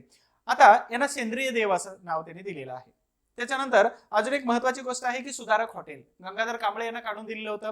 जर गंगाधर कांबळेनं सार्वजनिक पाणवठ्यावरून पाणी उचललं म्हणून तुम्ही मारत असाल तर मग उद्या सही करण्यासाठी त्यांच्याच हॉटेलमध्ये तुम्हाला यावं लागणार आहे आणि रस्त्याने जाता येता त्याच हॉटेलमध्ये गाडी थांबवून चहा मागवायचे. हे मगाशी सांगितलेली इंटरेस्टिंग स्टोरी होती. तुकाराम बुवा यांचं उदाहरण सांगितलं होतं. 3री पास व्यक्तीला वकील केलं होतं. आंबेडकर स्वतः आपल्या केसेस तुकाराम बुवा यांच्याकडे देत होते. ठीक आहे. डॉक्टर वॉलनेस मिरजच्या हॉस्पिटलमध्ये होते. शाहू महाराजांनी स्वतः गाडी, आपला जो टांगा आहे ही गाडी हाकत आणली त्यांच्या पुढे आणि त्यांचा विवाह डॉक्टर वॉलनेस यांचा स्वतः लावून दिलेला होता. स्वतः सारथ्य केलेलं होतं. ह्या इंटरेस्टिंग स्टोरीज आहेत छत्रपती शाहू महाराज यांच्या बाबतीमध्ये. मी जरा अजून एक आहे की छत्रपती शाहू महाराज यांच्या नगरीला केलेली व्हिजिट हे अगदी अविस्मरणीय आहे आणि न कधी चुकणारे आहे. परत परत असं वाटतं की त्या शहरामध्ये जावं आणि ह्या छत्रपती शाहू महाराजांच्या वास्तूंना परत एकदा नतमस्तक व्हावं. कारण का तर संपूर्ण देशांना आरक्षणासह स्वातंत्र्य, समता, बंधुता आणि एकता ह्या सगळ्या गोष्टींचं दर्शन या महान राजाने दिलेलं होतं. मी त्या प्रत्येक ठिकाणाला व्हिजिट केलेलं आहे. रंकाळा तलावापासून हे न्यू पॅलेस पर्यंत ह्या प्रत्येक ठिकाणाला व्हिजिट करत असताना खूप इंटरेस्टिंग आणि आपल्याला भारी वाटतं की अशा ऐतिहासिक स्थळांना भेट देणं. तुम्ही नक्की जा. गेल्यानंतर फोटो काढा आणि मला पाठवायला विसरू नका. बघूया रंकाळा तलाव. रंकाळा तलावचं झालं. त्यानंतर आपल्याला भारताला कुस्ती हे एक वरदान ठरलं आणि कुस्तीचं वरदान किंवा कुस्ती या खेळाला जागतिक पटलावरती घेऊन जाण्याचं काम कोल्हापूरच्या छत्रपती शाहू महाराजांनी केलेलं होतं. 98ला राजाराम महाराजांचा जन्म झालेला होता.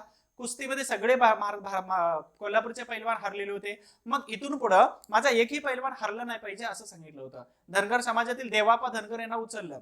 त्याच्याबरोबरच त्यांनी वेगवेगळ्या जाती समुदायातील व्यक्तींना त्यांनी हेरलं, आपल्या तालमीमध्ये आणलं, स्वतः खर्च केला आणि खूप मोठे पैलवान बनवलं. खाशाबा जाधव तुम्हाला माहित असेल ऑलिम्पिक मध्ये गोल्ड मेडल जिंकणारे पहिले पैलवान वगैरे भारतातील. हे तुम्हाला इतिहास नाकारता येत नाही. छत्रपती शाहू महाराजांना अस्वस्थता वाटत होती की माझे पैलवान का हरतात. देवप्पा धनगर हे पैलवान जेव्हा आजारी पडलेले होते तर डॉक्टरांना सांगितलं की देवाप्पा धनगर यांच्या वजना एवढंच सोनं देतो, हे वाचले पाहिजेत. पण अनावधानाने त्यांचा मृत्यू झाला. एखाद्या प्रत्येक व्यक्ती मग मृत्यू झाल्यानंतर 3 दिवस त्यांनी जेवण नव्हतं केलं. फक्त रडत होते शाहू महाराज. का तर आपल्या घरातील एक व्यक्ती मेलेला आहे, अशा मृत्यू पावलेला आहे, अशी त्यांची भावना होती. देवप्पा धनगर हे त्यांचं नाव आहे त्या पैलवानाचं. त्याच्याच पद्धतीनं भटक्या विमुक्त जातीतील तरुणांना हेरून त्यांनी पैलवान बनवलं आणि मग अशाच पद्धतीचे पैलवान हे संपूर्ण भारतामध्ये तयार होत गेले आणि संपूर्ण भारतातून तिथं पैलवान येत होते. मग गामापासून अगदी इथं खूप सारे पैलवान येत होते. 1911चा दिल्ली दरबार आहे, तुम्हाला सगळ्यांना माहिती आहे. 3 नंबरचा दिल्ली दरबार आहे आणि तिथं इमाम बक्ष आणि हसन बक्ष यांची कुस्ती होती.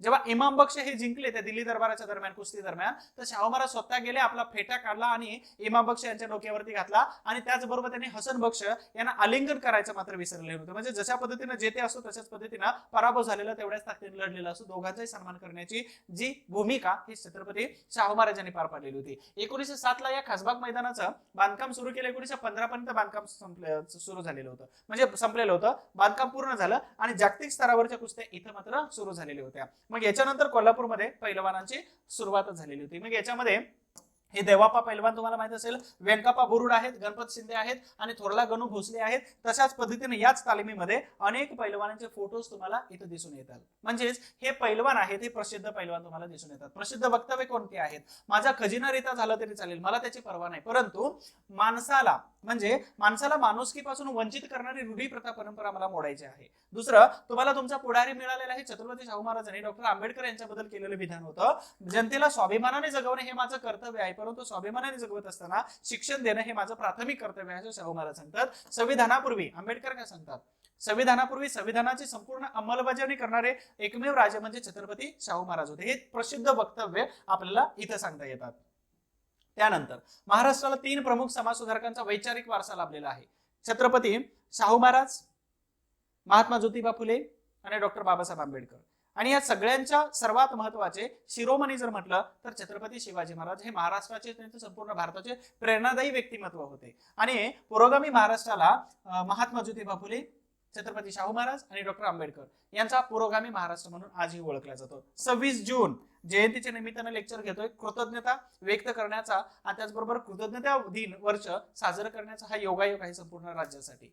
आणि माझ्यासाठी एक आनंदाची गोष्ट आहे की मी थोड्याफार प्रमाणामध्ये एक प्रयत्न करतोय चांगल्या पद्धतीने समजावून सांगण्याचा, तुमच्यापर्यंत माहिती पोहोचवण्याचा. छत्रपती शाहू महाराजांचा जन्मदिवस आहे 26 जानेवारी, 26 जून. आणि या 26 जूनला 2006 पासून सामाजिक न्याय दिन म्हणून साजरा करण्याचं महाराष्ट्र सरकारने घोषित केलेलं आहे. छत्रपती शाहू महाराज आता 28 वर्ष राज्य केलेलं होतं. छत्रपती शाहू महाराजांनी 28 वर्ष राज्य करत असताना या कोल्हापूरच्या राज्यामध्ये स्वातंत्र्य, समता, बंधुता या सगळ्या गोष्टींची अगदी व्यवस्थित आखणी आणि मांडणी केलेली होती. हा न्यू पॅलेसचा आतमधला भाग आहे, न्यू पॅलेसचा आतमधला. आणि अशा छत्रपती शाहू महाराज यांना पंचगंगेच्या म्हणजे 6 मे 1922 मध्ये पन्हाळा, मुंबईच्या पन्हाळा लॉज हॉटेलवरती त्यांचा हृदयविकार, हार्ट अटॅक याने मृत्यू झाला. आणि कोल्हापूर संस्थानामध्ये स्वतंत्र, समता, बंधुता याच्या आधारावरती राज्य निर्माण करणारे राजर्षी छत्रपती शाहू महाराज हे केवळ 28 वर्ष राज्य करून कोल्हापूरच नाही तर संपूर्ण महाराष्ट्राला पोरकं करून गेलेले होते. आणि त्यांचा अंत्यविधी हा पंचगंगा नदीच्या किनाऱ्यावरती राजकुलाच्या स्मशानभूमीमध्ये होत होता. परंतु कोणत्याही पुरोहित, कोणत्याही ब्राह्मण, जोशी काका यांना बोलवलेलं नव्हतं. शिवाजी वैदिक शाळेतील बहुजन समाजातील विद्यार्थ्यांनी त्यांचा अंत्यविधी केलेला होता. आणि मग संपूर्ण महाराष्ट्रालाच नाही तर भारताला त्यांनी स्वतंत्र, समता, बंधुता हे देणारे हे राजे होते जे कोल्हापूरच्या संस्थानामध्ये जन्माला आलेले होते. तुम्हा सगळ्यांना या लेक्चरच्या माध्यमातून खूप चांगल्या पद्धतीनं माहिती देण्याचा मी प्रयत्न केलेला आहे.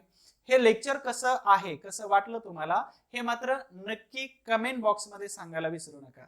आय होप्स तुम्ही शेवटपर्यंत अनस्टॉपेबल या पद्धतीनं नॉनस्टॉप बघितलेलं आहे. आणि नॉनस्टॉप ज्यांनी बघितलं त्यांना सलाम आहे. आणि तुम्ही सगळे जणांनी जो उत्स्फूर्त प्रतिसाद दिलेला आहे त्याच्यासाठी सुद्धा तुम्हा सगळ्यांचं खूप खूप आभार आहे. जर अभ्यासाबद्दल काही शंका असेल तर तुम्ही या नंबरवरती मला फोन करू शकता. त्याचबरोबर ऍप्लिकेशन मध्ये खूप साऱ्या बॅचेस आहेत. ह्या बॅचेस हिस्ट्री बाय सचिन गोळी हे ऍप्लिकेशन डाउनलोड करून घ्या. त्याच्यामध्ये इतिहासाच्या संबंधाने खूप साऱ्या बॅचेस आहेत आणि डिस्क्रिप्टिव्ह पॅटर्नच्या बॅचेस हे आपल्या इतिहासाच्या ऍप्लिकेशन मध्ये सुरू आहेत. तुम्ही सगळेजण त्याचा फायदा घेऊ शकता. तुम्हाला जर नवीन लेक्चर्सची अपडेट मिळवायची असेल, नवीन लेक्चर जर ऐकायचे असतील तर चॅनलला सबस्क्राईब करायला विसरू नका. लाईक करा, कमेंट करा, मित्रांना शेअर करायला विसरू नका. आणि शेवटपर्यंत पाहिलं त्याच्याबद्दल तुम्हा सगळ्यांचं खूप खूप आभार आहे. फक्त हरू नका, संयम ठेवा. एक दिवस असा येईल की जो तुमचा असणार आहे. यश तुमचा असेल, रंग तुमचा असेल, सत्कार तुमचा असेल, अधिकारी सुद्धा तुम्ही असाल आणि सन्मान घेण्यासाठी तुम्ही तयार असायला पाहिजे. अभ्यासासाठी आणि अधिकारी होण्यासाठी खूप खूप शुभेच्छा आहेत. Thank you so much. Wish you all the best.